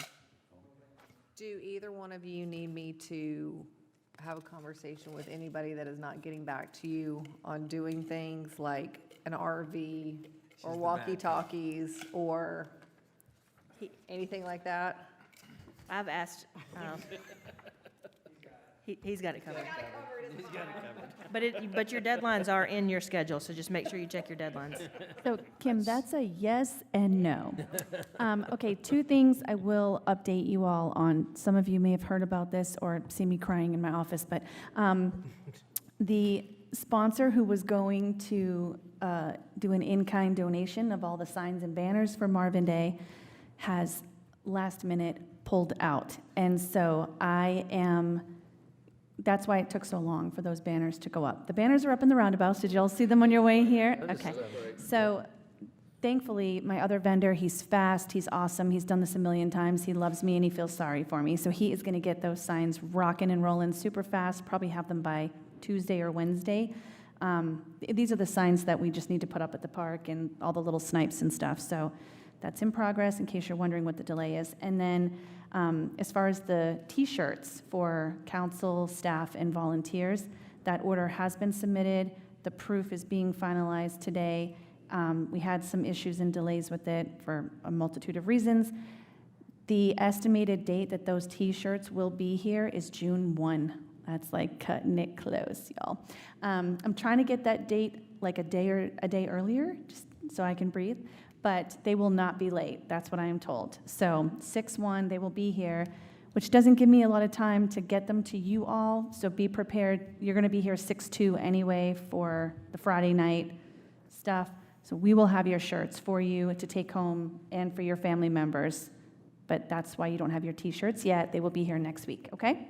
More importantly, I'd like to write a letter or give a phone call to the person who failed you. So in all fairness, This is a big deal. I mean. it is. He went away. He's been traveling for like the entire month of May. I don't know if this is a sabbatical or what, but he failed to leave information behind with his staff to what he had agreed to. The staff is like pushing back, like, are you sure you're not confusing us with someone else? And I said, no, this is what he agreed to, but then they stopped responding after that. And I just can't wait. I can't wait any longer to figure it out. So I have to have a plan B and just keep moving forward. It's frustrating, but it is what it is. Do we have messages going out to all the high school and all the middle school and stuff about Marvin Day? It has been on the Marvin Elementary and Middle School PTSO flyers for 2 months at least, 3 months. So I don't know about high school. The high school won't do it without us paying through Peach Jar. We did that last year. It cost us $1,000, and I don't really think it made an impact. I don't know that that's our target audience either, the high school age kind of kids. All right, here's my old school coming out. Do they not do an announcement at, like, in the morning or evening or something? I mean, can you not say, all right, kids, don't miss Marvin Day, June 3rd, Saturday, there are a lot of events going on. I mean, It costs you $1,000. I mean, I think it's one of those things, if they do it for one, they'd have to do it for all, and they don't. You do. They just make you do it through Peach Jar and pay them. Do they have rules about T-shirts, what you can wear and what you cannot? Yeah. Can we put an old T-shirt from last year, Marvin Day, mark it out? Sure. Well, she said we can't get them here the day before and now, so anyway, let them know. So that's all we have for Marvin Day. You'll have more coming. Okay, Get ready. all right, and promote it. Well, I mean, you should have been all this time, so. Presentation of Marvin, and next up, presentation of Marvin Even Park Playground Replacement, Option B. Sorry for the delay, guys, but we had to get this, through this, which is a work session, so it's where all the sausage gets ground, I think, is that right? Yeah, so, welcome. I'll take a second to introduce Chris and Ryan. This is LSI. These are some of the playgrounds that you all had looked at. I'm trying to remember one of those particular ones. There was one you guys did in Blowing Rock, if I recall, that you guys really liked. So this is that group that's out of Blowing Rock, same production company. We've been working together for the last couple of weeks. He's going to present to you something similar to what you saw previously, but their addition. So we'll just ask you to come up to the podium and take over. So knowing I'm last, It's getting a little late. I think I've got 10 to 15 minutes, and I probably have a lot longer deck, so we'll just, I'll hit the highlights and certainly entertain any questions. It sounds like, and I know that you all have done your homework in advance, and I applaud that. I think when you consider playgrounds and the investment you're about to make, I think it's real important to see what it is you're potentially investing in for the next 20 to 30 years. So, as Christina just mentioned, we represent Landscape Structures Playgrounds. Landscape Structures is really the best of the best when it comes to playground design. It's founded by a landscape architect, so material, design, all paramount. And with that comes quality and duration. Now, as far as us, we're a rep group that have the exclusive rights to sell landscape structures in the Carolinas. So North and South Carolina is what we cover. Ryan's a family owner, his family. He's the president. I cover basically, how would I describe it? West of I-77 up into upstate, all the way from Winston-Salem into the mountains. So some of these playgrounds that you did see were actually some of Ryan's. Ryan does have his sales territory as well, so he can keep his finger on the pulse. Blowing Rock was mine, so I can answer specific questions to that. So, oh yeah, we can just go ahead. Oh, yeah. You can keep going. So that's us. We'll just keep moving. Yeah, and we'll just keep moving through these, but while we're doing it, I think that one of the things that we want to impress upon you is, for us, it's not just the playground, it's a relationship with you all specifically. I think we have a mutual goal, is we're trying to service and grow and develop a population of people that it's an epidemic, they're inside, COVID didn't help things, it's screens, it's technology. And we want to promote children and families growing outside. And what do they learn outside? They learn skill sets, they learn cooperation, communication. We know one of the biggest stats of failure in the workplace is the inability to communicate. And one of the places that you can absolutely do that is in the playground. So it's a passion of ours, play for all, and you're going to see this throughout the playground. So we just keep moving. There's our founders. I talked about some of the quality. We actually have some touchy-feely things. In the essence of time, I won't pass those around, but that's something we pride ourselves on because, again, this is a big investment. We want this to last. And obviously, we want you all to enjoy, and the children to enjoy, a playground that's challenging, both in design and function, but that you're not calling and having to worry about replacements and shutting it down. And costs that you weren't anticipating having. So we'll keep moving on. We'll just keep going, keep going. We'll just keep going. Yeah. We'll just keep. Okay. So option one, I'm not sure how many of you all have had exposure to where we started with this, but Derek and I met, oh gosh, a year and a half ago maybe? And we started talking about Marvin Efrid. And I was struck by a couple things. I was obviously struck by how beautiful it is, the nature aspect of the location. Oh, no, that's okay. It's tough stuff.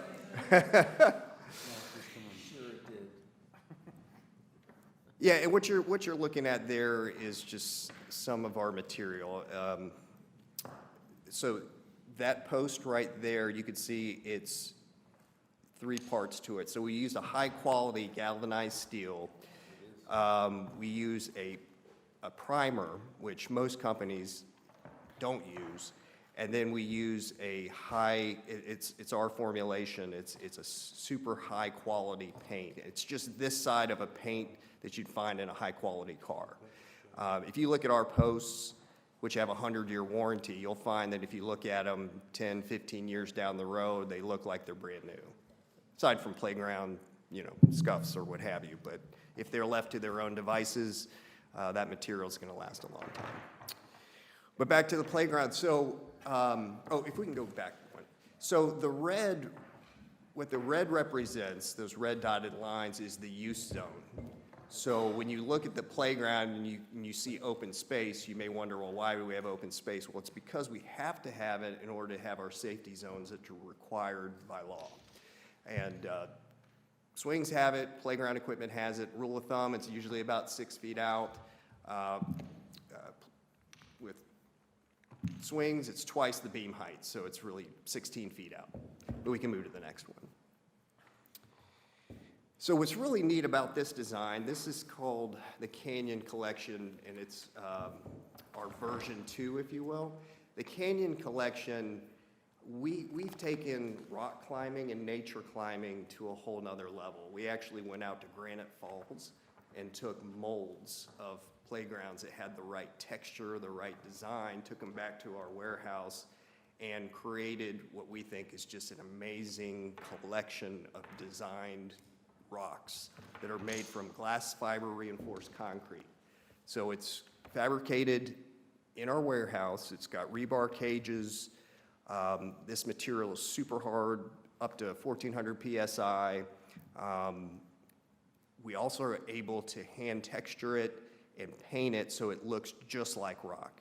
And what's cool, and I think you all got the larger deck sent to you at some point, but it's not in here. But what's neat is that we hide a bunch of critters inside on the rocks. So we're trying to develop a couple different types of play. So there's proprioceptive play, there's vestibular, so it's balance, it's strength, and you're gonna get a lot of that with climbing. But within this design, you're gonna have areas where you can use imaginative play because you're gonna find caterpillars and little mice and spider and a bat and those types of things inside. So a child's imagination grows as they start seeing nature really unfold. The way it's done, we go for realism. So a lot of playground design, when you see rocks, you'll see things that may look more cartoonish. That's not our style. And the other thing is these are robust pieces, so they're not blown plastic. You're not going to get something that looks like this, and when you get it, it's plastic. These, tons, literally tons of weight to this material. It's because we don't, the landscape architect designed it, we want to, in a way, improve upon nature. What's nice, too, about each of these playgrounds, and I think this was in the larger deck, is that we do a study to see what our CO2 carbon footprint was to produce these playgrounds, and we will plant a number of trees to offset what our carbon footprint is. I like to say, from memory, this one is somewhere in the 40 tree range, this design, that we partner with an organization and they plant trees on your behalf, which is nice. And we also use a good chunk of post-consumable material as well, so it's a very green playground as well as a robust playground. But again, just a lot of neat features, whether it be climbing, ropes, texture, balance. There's areas to converge and have children meet and talk and play. The swings were a big deal, so we definitely included those. We have talk tubes, we've got slides. So from an overall playground perspective, you've got the treehouse look to it. That material is actually a recycled plastic lumber. And what's nice about that is it's post-consumable material, but also what's nice is you don't have to treat it. And those that went to Blowing Rock, that material was all over Blowing Rock. So that you can kind of use that as a reference, as well as the GFRC. GFRC was all over Blowing Rock. So if you like that, you'll definitely like this. And again, these rocks, they create formations around the decks, and there's ways to climb up and then down through or underneath. So, and the other thing I'd like to mention on this design is the tree. So that's our Discovery Tree Climb. It's a tree climber, and we have critters inside it. It's a nice way to get to the upper decks. We believe in graduated challenge in all our designs, so that whether it's simple steps for the children that are 5 years old to a little bit more challenging way to get to the highest area if you're 12 years old. We want to be able to create an expansive challenge so that children can test their limits. Because again, back to the overall perspective, in life, they're gonna have to figure out where those limits are. And the playground allows them to do that, and to do it with challenge and safety. So, again, I won't go through all these. I talked about some of them, but it's got a lot of play value in this particular design. Did you all get a chance to see these designs prior to tonight, or? Okay. So I was charged of putting 3 together. That was the first one. This is actually a video, so we can skip through that if you'd like. Oh, I do have it in here. Okay, so this is the larger. So this is good. So if you can, you can't see it there. On the screen, you can see the level of detail and quality that you can see it on your screen? Oh, perfect. So you can see the level of detail. So this is important to look at scale, to understand that what you're getting is a lot of handcrafted pieces.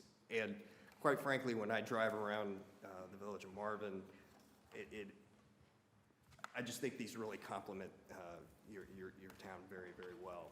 There's some of the critters that are hand-painted. It's a neat thing to see.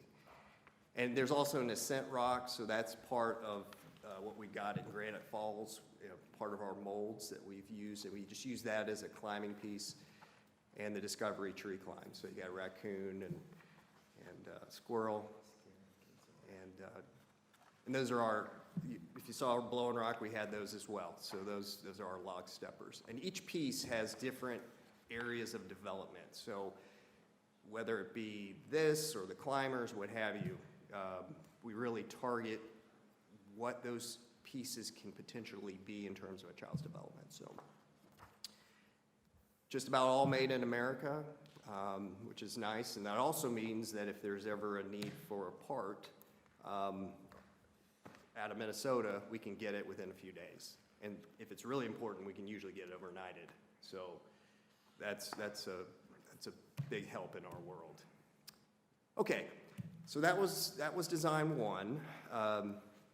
Design 2 is an adventurescape design. It's and what that is it keys on one of the biggest pieces, which is that pinnacle rock.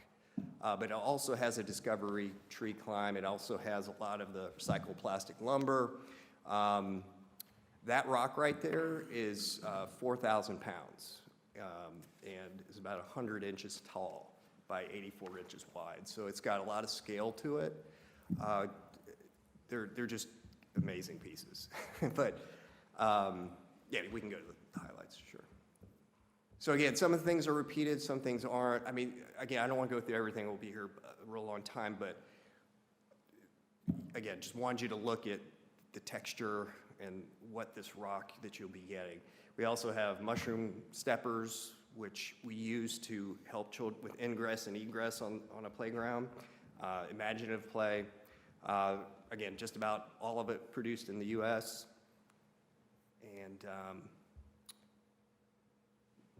yeah, here's an example. So this playground has the 47 trees that we're going to offset 15 tons, almost 16 tons of CO2 to produce that playground, if that's the one of your choice.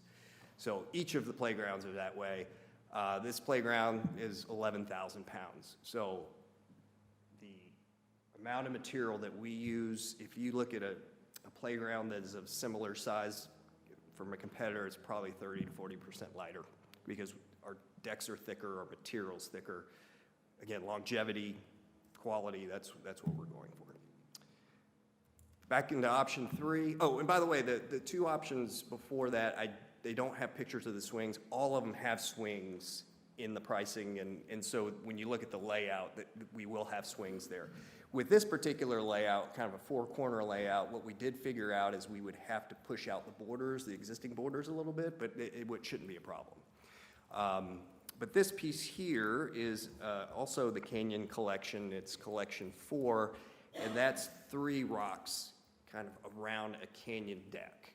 And then we have some really interesting and I think amazing climbers that interconnect the decks to again, add challenge. Now, there is a way, if you look at the back, there's a way to have traditional steps up to get to the playground, but then we add challenge through jig-jag climber, ring tangle climber, that manta ray climber is the cable. And if you saw the cables through there, the cables are a bunch of steel ropes intertwined into, so if you look at the cross-section here. So there's multiple steel ropes in each of those cables itself, right? So there are several that you see, but within each one of those is several cables. So there's no way that a knife or anything is gonna cut through this thing. It is. Quick question before I forget. Can you go back one slide? Oh, sure. The roofs on these two are different than the one in option 1 and 2. They have are. a little smokestack. Sure. Is that something that can be interchanged? Absolutely. Absolutely. That's an easy switch in and out. I didn't know if you just, when you got that, it's like, here it is. Oh, sure, sure. No, part of it was at first, when we were looking at designs, we had the one main one, and then when we had the two, I went through some of our portfolio. We can change out the roof very, very easily. And by the way, each of these, from what I understood to be the budget, each of the 3, 5 to 12, and then 2 to 5, which we're about to look at, in any combination, we're right at or below your budget. So we should be able to accommodate all that. For this particular design, we are planting 34 trees, so not quite as many trees, but still quite a few. And then on the toddler side of things, so just a complimentary 2 to 5 playground. I heard that was something that was being asked for. If you went to Blowing Rock again, you've probably seen some of this in our 2 to 5 areas, some similar themes with GFRC rocks, obviously scaled down a little bit lower for the age group, but still super neat and adds challenge. But there you can see all the different play components that we have, slides, panels that make sounds, trying to get sensory connections, all those. And then we can go to the next one. Option 2 is just, again, a different design, a little bit more simple, I would say, compared to the previous, but with some GFRC as well. It's got that treehouse roof again, and we go to the next one. Yeah, and there's an option 3 as well. And again, it's just a different design, a little bit more compact, if you will, but it's got a cozy climber. Some of those pods are just, again, ways to get up to the decks, but we have traditional ways to do it as well. And I got the pricing also listed on each of these, so you can see what it is, see what the pricing is, and kind of go from there. I mentioned quality, so we can go through this real fast. You can keep going. I probably talked to death about this, but and our posts do have a 100-year warranty, and our clamps, like the bones of the playground. We don't play games and semantics with lifetime warranties, because what we found is those are up to a judge, and a lifetime maybe 10 years, 100 years. So I do want to comment on this. So from a quality perspective, the Ysleta School District in Texas, we had 31 playgrounds. This wasn't my area, I wish it was, but 31 playgrounds were bought at the same time in 2005. And then we looked at 14 years and say, well, of those playgrounds, what did the school district actually have to pay for that wasn't covered by warranty? And it was only about $4,400. Now, 31 playgrounds, almost 15 years, that's pretty tremendous. And one thing that we do as well, that we don't play games with our warranty either. We think we have the best warranty in the business, LSI does. It starts with you have our word, but what we also do and try to make in situations like this clear is our installation follows the warranty. So in other words, if something went wrong and you had to replace the piece, you're not stuck with a $2,000 bill because it took us a day and a half to install it. Because, oh yeah, well, the piece was covered, but not the installation. No, everything is covered as it follows the warranty, so you don't see a thing. And so that's something important to us, is that relationship we want to build, because we hope that this leads to not just this, but other playgrounds in the future. Okay, we can keep going. Yeah. So again, this is just, you've seen contrast, you all saw different playgrounds. It's not that the stuff on the right is wrong or is not fair to play with or good to play with. It's just our approach is just different. And it's hard to see that in designs that you see here. It's just for us ways of illustrating what you're actually going to get. And I'm really appreciate you all getting out and taking a look at it for yourselves. So we just keep going through that.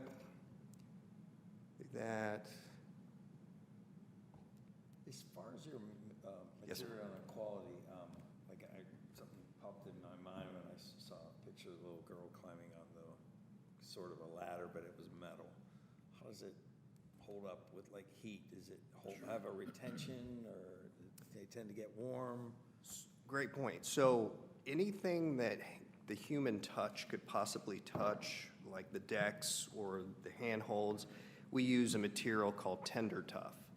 And it's a very robust, yeah, we've got an example of it.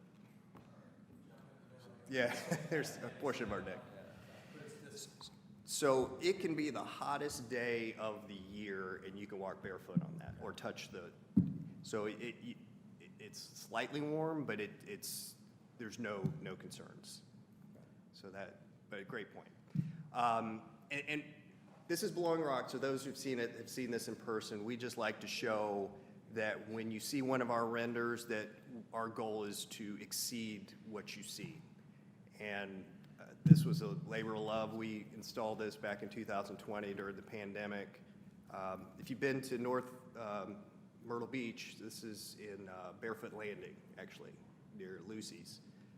Or Lulu's, excuse me. But again, it's that we want you to see that what you're going to be getting. This is in, yeah, there you go. So a lot of GFRC in that design. They actually, that tree, that's not its original location. They actually moved that several hundred yards from another location, and it was a pretty amazing process to get it there. And it survived. And then the next design, and that's Broad Street. That's one of mine from in Statesville. And so that was the design. We tried to, if you look at the church in the back, we tried to parlay the design around some of the colors and those things. So, all right, that's about it for me. I mean, again, we're just environmentally, recycling, materials, quality, warranty.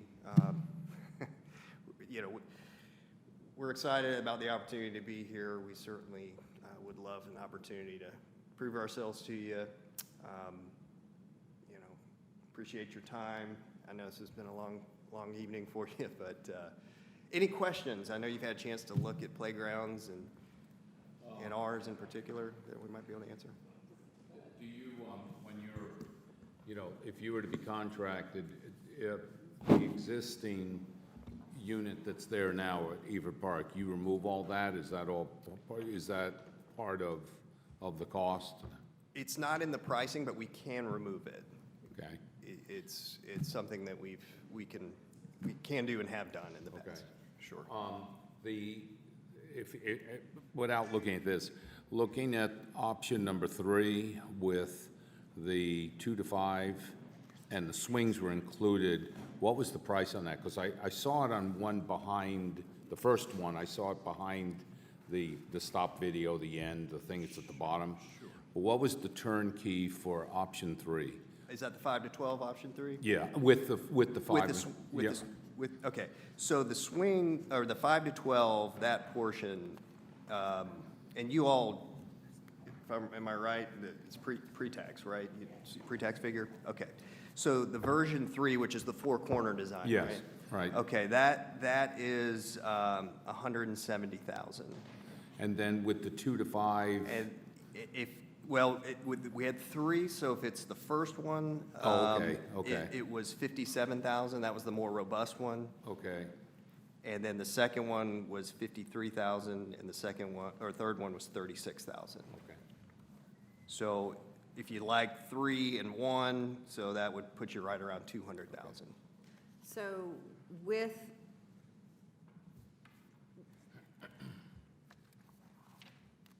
what's included in the cost? So it's turnkey. Okay. It's turnkey. So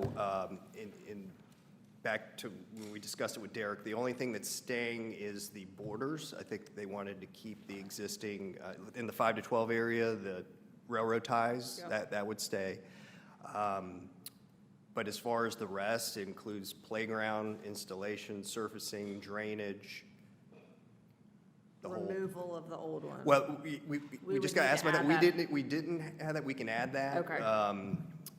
But we didn't Okay, discuss that so, portion of it. but it would be the surface that the blue, Well, we quoted engineered wood fiber, okay, so so I not don't the know what that rubber. is.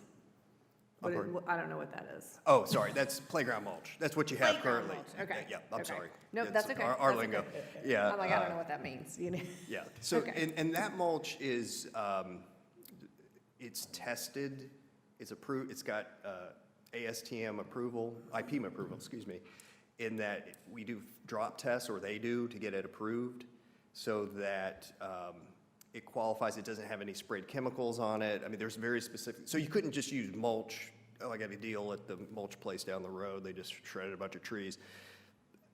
Without the testing, it's not approved, so we only use IPMO approved Okay, mulch. and then once it's been installed, do you have people to come out and inspect it and make sure that it's? So we're all CPSI certified, including our installers. So we do it as we go. In fact, our designers are as well. So it's completely down the chain. And then once it's installed, we can have our own, we can use a third party, or we can do it ourselves. We have one that we can check off for you. And Okay. so it's really up to how you all want to do that. And what's the timeline look like? Like if we were like, okay, we like, you know, option 2 and option 4 of the, Sure. like, what's the process? Like, how long does it then take? So right now, orders, I was looking at the system, orders today are being processed for shipment in the first week of December. So it's about a 26-week timeline right now. How long when you get the product there? So once it gets there, unless our crews got held up at their last install, we unload and go. We until we're finished. So How long would that process be? a playground like this with the 2 locations, probably, I would say 3 weeks, assuming good weather. And then includes, you would think, taking everything down? taking it down would probably, given what's up there, is probably 2 days, I would think. So we just want to get our head wrapped around how long we're closing off the park. When is Sure. it, once the stuff arrives? Right. we're leveling it. I would think it'd probably be safe to say 4 weeks. 4 weeks. 4 weeks. And based on the timelines, it would be over the winter time. I mean, not that, it's never a good time to close down a park, but the colder months, it's a little bit better received, I would say. Okay. Any other questions from council? We certainly appreciate you. Oh, thank you all very much. Thank you. Yeah, my pleasure. I've got an extra one of these for.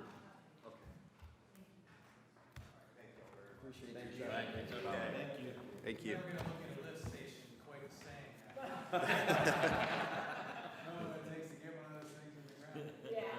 Oh, it's easy to get in. It's like, who's going to pay for it? Thank you. Thank you. Sorry, I had to sit. Want to be a councilman? All right.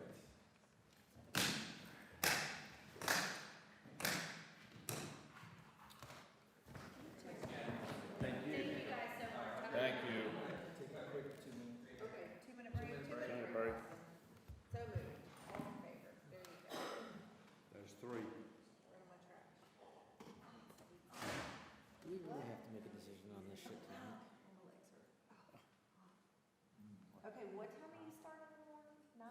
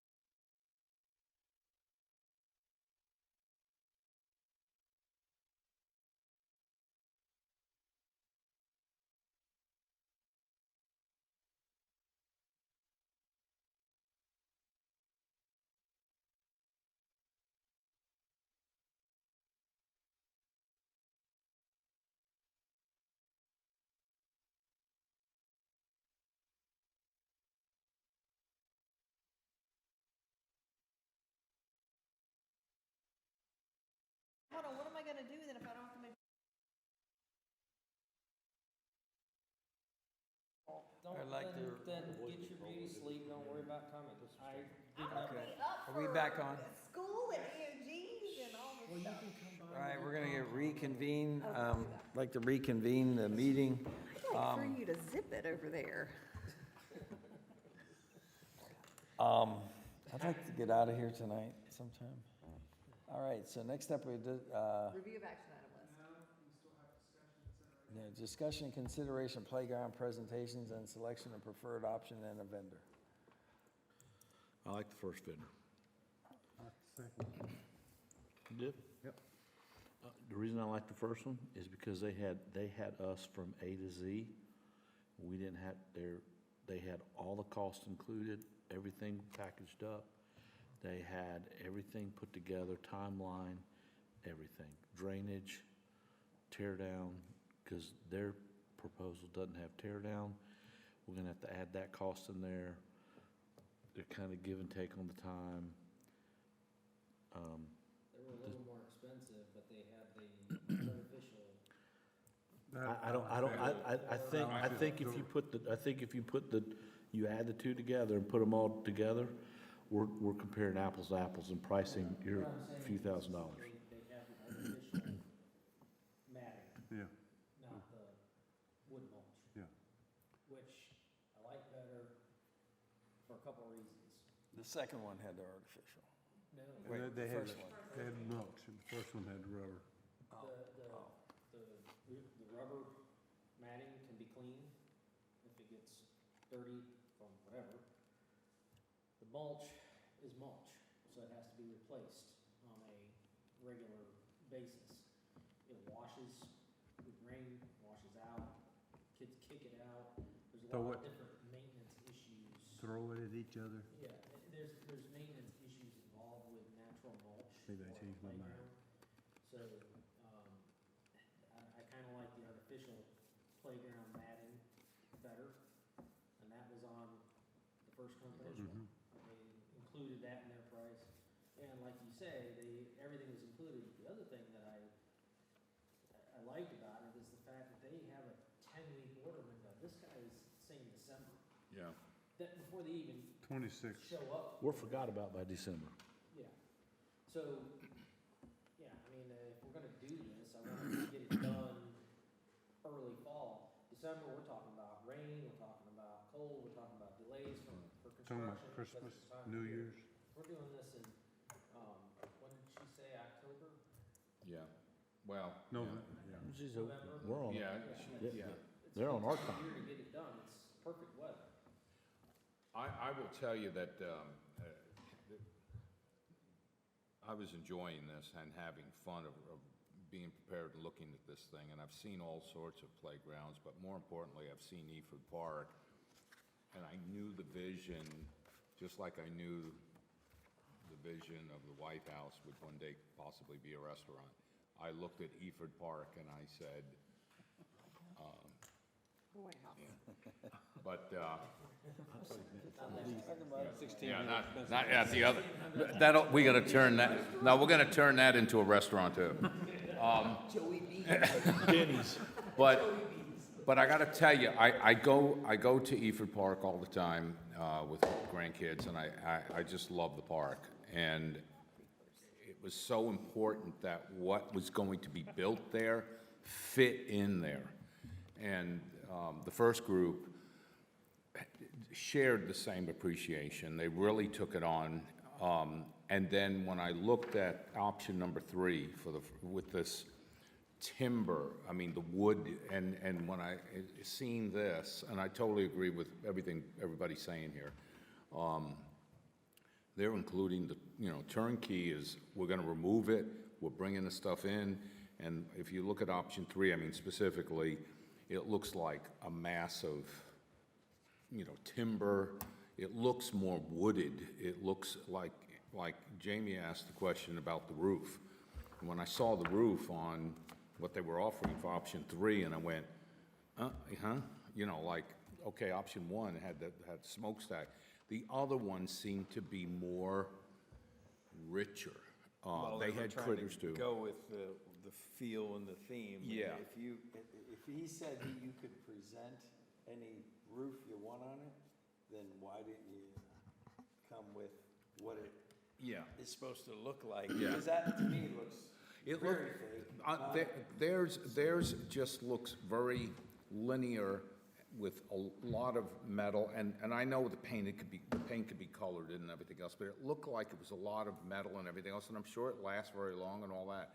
I just liked, the other was like, I think I said the last meeting, you want something that if you go to, which I've never been to, what is it called, Wolf Mountain or whatever that? Wolf Lodge. Yeah, Wolf Lodge. It's something like, it looks real, it's not, but it's real, it looks real. So anyway, my opinion, I think it was richer. I think option 3 with the 2 to 5 with the swings even look nicer. Take a look at the swings. And the swings look nicer on option number 3 for the first group.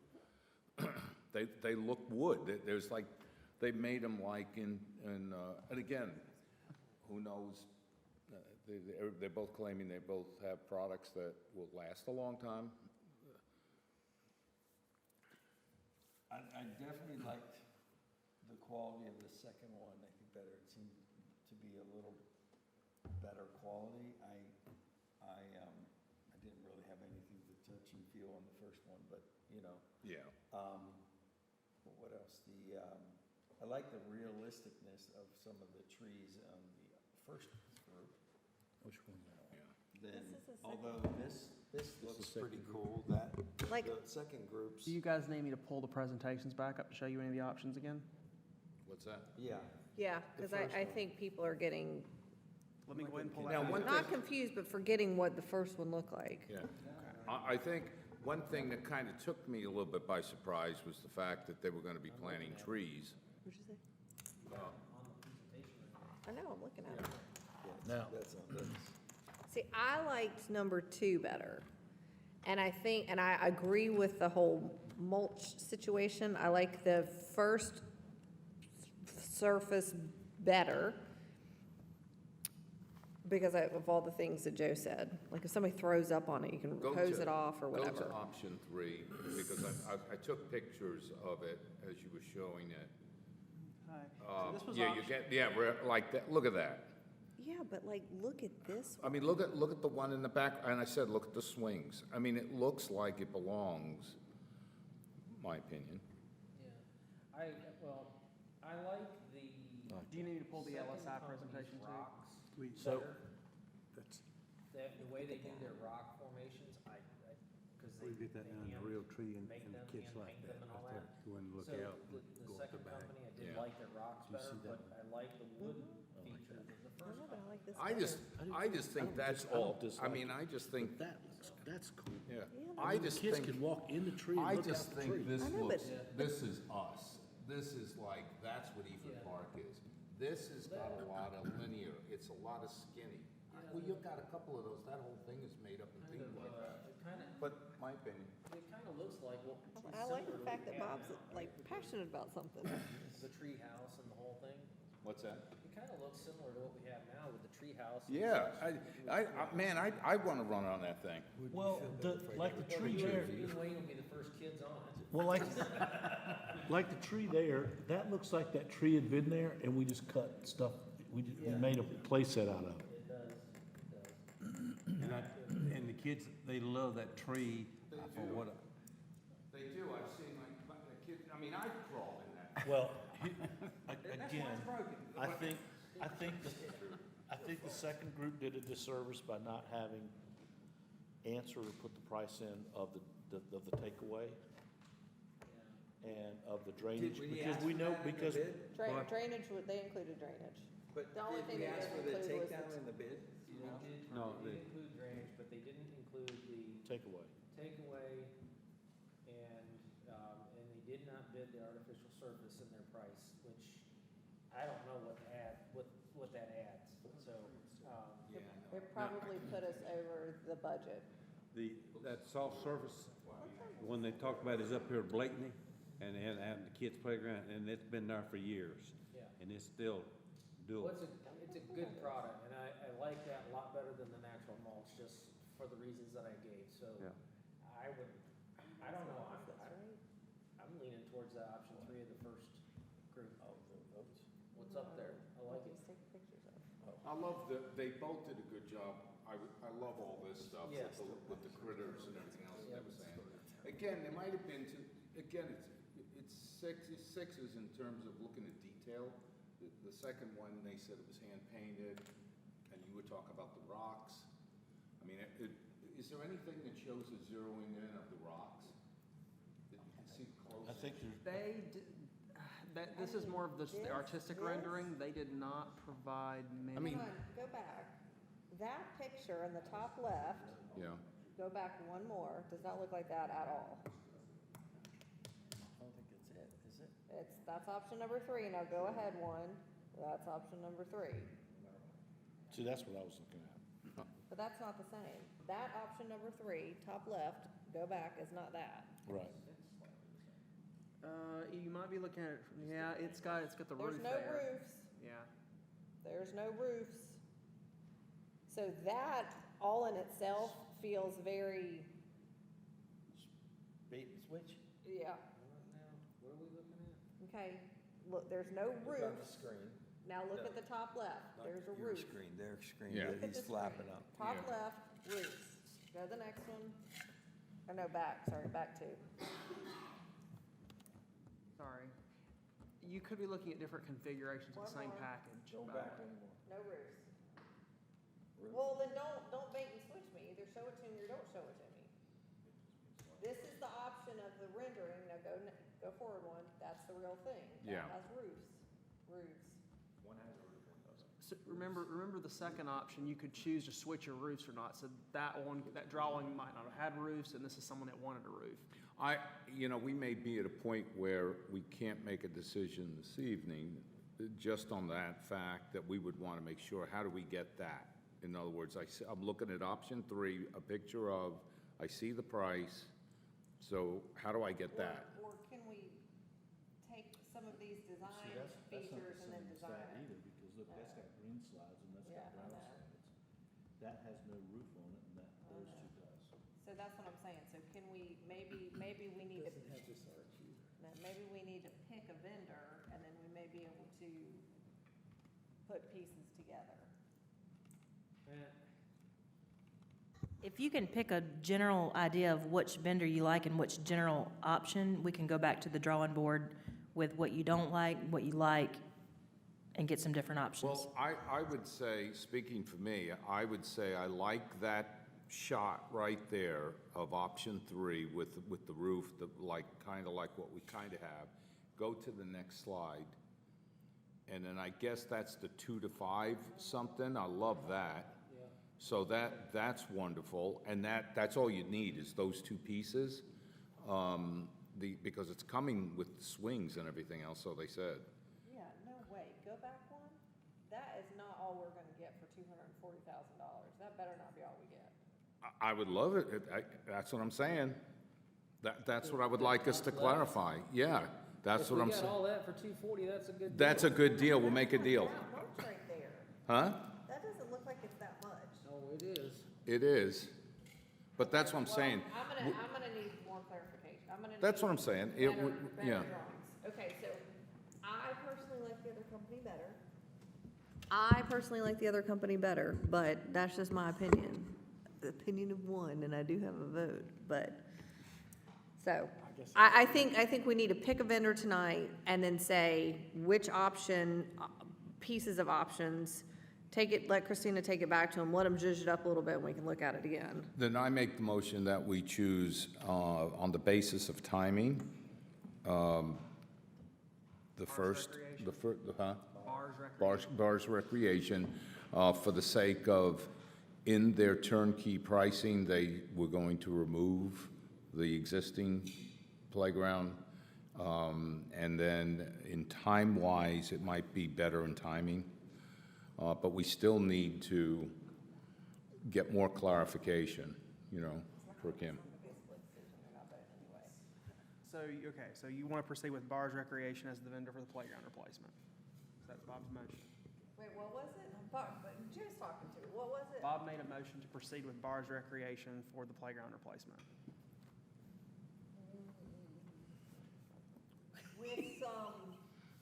With With continued investigation in terms of more layout, more information. Just picking the vendor. I'm just picking the vendor. Do we want to do a quick straw poll of what's your favorite, first one or second company? Second? No, first. First company? First company, second? First. First. I can't even help you. He wants to vote, even if it's a Yeah. straw poll. And we're gonna, right in the middle of that, we're gonna put in a 57 Chevy. The kids will have a ball climbing all over that. I'll spin out in that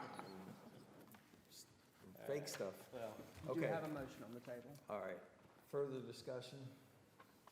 And it's just, we're not saying yes to them, You're directing us to proceed with them and with the layout to be determined. okay. Yeah. And more pictures. All those in favor? Aye. All opposed? Yeah, all opposed. Nay. Wow, we have a name. For opposed. Oh. Aye. Double negative. Oh, wait, so, She is an opposer. All right, so, wait, did you vote no, or sorry? she I voted no. Okay. Yeah, on that motion. So we have a 4-1 vote on that. I will hold my opinions to myself. You guys don't need to know. I do like, So I'll let bars know that we're going to proceed with them and let them know that we want some more clarification. We like option 3 as a general design guide, but we'd like some Move to the next one. better clarification on the rooftops and make it look more like this. Is this kind of the, See, so we can really see option 3, like I can't really see it. okay. Like, it's very difficult. and is there anywhere around, I know you guys went on a tour, but were they around here? Because they're far away. It may, in fairness, sound like the other guys are so damn busy. That's why their lead time was 20-some weeks, whereas the other one was 10 weeks. Right? What was the The question? guy that presented lives in Columbia. I know, but what I'm saying is he was 26-week lead Yeah. time, whereas the other one was 10. What's the reason for that? I mean, that's a pretty big, picked it, let's go. maybe, whatever the reason. There's gotta be a reason. There's gotta be a reason. Okay. Moving on. Review action items. Yes. Review action. This will be our shortest action item list ever, actually. Christina is going to get the revisions to the interlocal agreement with Union County from Chaplin, and she's going to send that to the county for them to begin discussions. Andy's going to finish up the Village Hall projects, and Christina is going to move forward with bars and to get more photos and depictions of option 3 and options for the layouts. That's it? That's all I got. All right. What about Pro Tem's list? That's next. What's up next? Okay. Next up is review of Mayor Pro Tem. I'm opening it right now. Hold on. Before you get started, Hunter and I have a report. Okay, hit us. Did you hear from him yesterday? I have not had a chance to follow. Okay. We've called, we've communicated with them multiple times. They have never returned our phone call or text. The president has not. Okay, all right, well, we'll keep trying. And we are, Who's that with? The townhouses, because we're Sounds trying to Ardrey get the easement and parkland and, All right, what do you want to know about him? I could really skip this tonight if you guys want to. All right, moving on. You're welcome. Look, they left I know, building block. I know, it was underneath your chair, I just picked it up. They're done. They're sunk. Someone's gonna be, I wish you had a red. You know, a red color would be really helpful there. All right, council comments. Let's start with. Fine. If you sit on the end, you get to start. Okay, that's good. I want to thank everyone. Y'all took good care of the place. I was gone for about a week and a half, and it's still in one piece when I got back. That's fantastic. I called everybody except Bob and Joe to find out if everything was all right when I got back. But there's no officers here, but I want to thank the officers and the staff for what the work they do. And definitely for the Marvin Day. All right, Jamie. I'm gonna jump onto that because Marvin Day, the staff, I know you guys have done a tremendous job. There's a lot of work that goes on. All the details are on this thing here. Jill has done an amazing job with pulling a lot of this stuff together, and the entire staff has. I don't know if you looked at the weather, but for this weekend, Memorial Day weekend, it's gonna be a washout. I'm glad we're not having Marvin Day on May 27th. If you have looked at the weather, though, for Marvin Day, it's 88 degrees and just partly cloudy. I'll take it. So great job, staff, for Marvin Day. That's a huge, I mean, that's our crown jewel, and thanks for all the hard work. From the sheriff's deputies, I was cruising through and I saw the sheriff's deputy there and I had to slam on brakes because I was doing a little bit of speeding. Yep. And on the way back by, they had someone stop. And I was just like, oh boy, I don't want to go to council tonight. Can I add to that? Oh, what a ticket. I was coming back Newtown, there was a BMW sitting there, and I was running 40. He was leaving me, and I caught him at every stoplight, and he went down Joe Carr, and they didn't get him. They already, I think they already had somebody pull, because everybody that might come the opposite way was flashing lights at me. Well, thanks to the sheriff's deputies, and, one other quick note. I made a call out to Ed on last Saturday night and requested, hey, give me a heads up. We had a party in the neighborhood, and I called Christine about it, and Ed said, hey, I'm here till 9, but I will call the person the deputy's on duty. He reached out to him. That deputy said, okay, I'll give you a heads up if you get any phone calls or stuff like that. And just the courtesy and the communication around that, I greatly appreciate what these guys do more and more every time I see them. So I appreciate it. Thanks to Ed for his help with that, and Christina as well. But those guys need to keep safe. Done. With comment of the weekend, it is Memorial Day weekend, and I want to take a moment just to address the fact that I'm proud, and everybody in Marvin should be proud of the government that we have here, because it's the most civil, nonpartisan. We actually talk to one another to solve issues and problems. When you see what's going on in the country right now, a lot of us would like to just sit there and just throw our hands up and divide ourselves into two sides, but quite honestly, with Memorial Day coming, there's a lot of men and women who passed away that fought for the freedom. And just when you think you can't take it anymore, this country's worth fighting for. This country is worth hanging in there for. There's a lot of people that died to make us have the country we have, so it's worth fighting for. I want to make a point of thanking all of the veterans and families that sacrificed to give us the government we have. Thanks, Bob. I think it's all been said, and so I will pass it back. Yeah, ditto. I mean, yeah, Bob, well said. Wayne, well said. Jamie, well said. Andrew, well said. But thank you, staff. I'm super excited about Marvin Day. It's gonna be a lot of fun. Everybody, I know, it's gonna be so much fun. I'm so ready for the dunk tank. It's gonna be amazing. No, I'm excited. We got a lot of good stuff going on. I know it's a long meeting, but we got a lot accomplished. So thank you, and everybody be safe this weekend. It's supposed to be yucky outside, so drive careful. Thank you. Oh, and good luck to all of the students that are getting ready to start EOGs tomorrow at the schools. Yes. So good luck, and exams, so good luck. Yeah, I guess just want to reiterate, thank you, staff. More importantly, especially when I'm in a meeting and I hear someone's upside down by 1.5, you guys are doing a great job, and I appreciate it, I really do.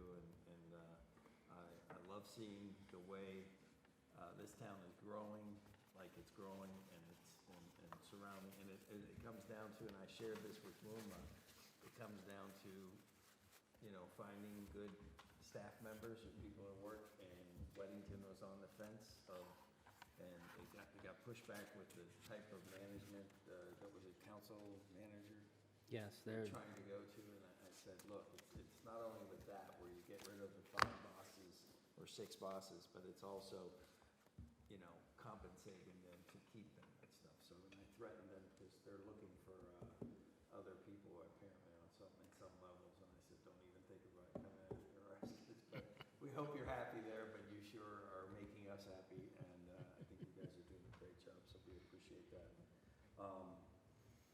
And I know, Hunter, you're overwhelmed with all the stuff going on. I think I popped into it the other day, and I appreciate what you do too, and we're looking forward to what's going to start happening over here. We're excited about it. We just hope we can have some others work with us on that. And then, Memorial Day is most people look at it as that 3-day holiday they look forward to, but it is there for a reason, for those who have sacrificed for what we have, and being able to debate like we can, and disagree with each other, but then still go have a drink with each other after. So I'm so thankful for that, and I hope all of you who are traveling, travel safe, and I think that's about it. Got one quick thing. Or Jones is building over Joe Carr. Met one of the new people already. They're moving from Fort Mill.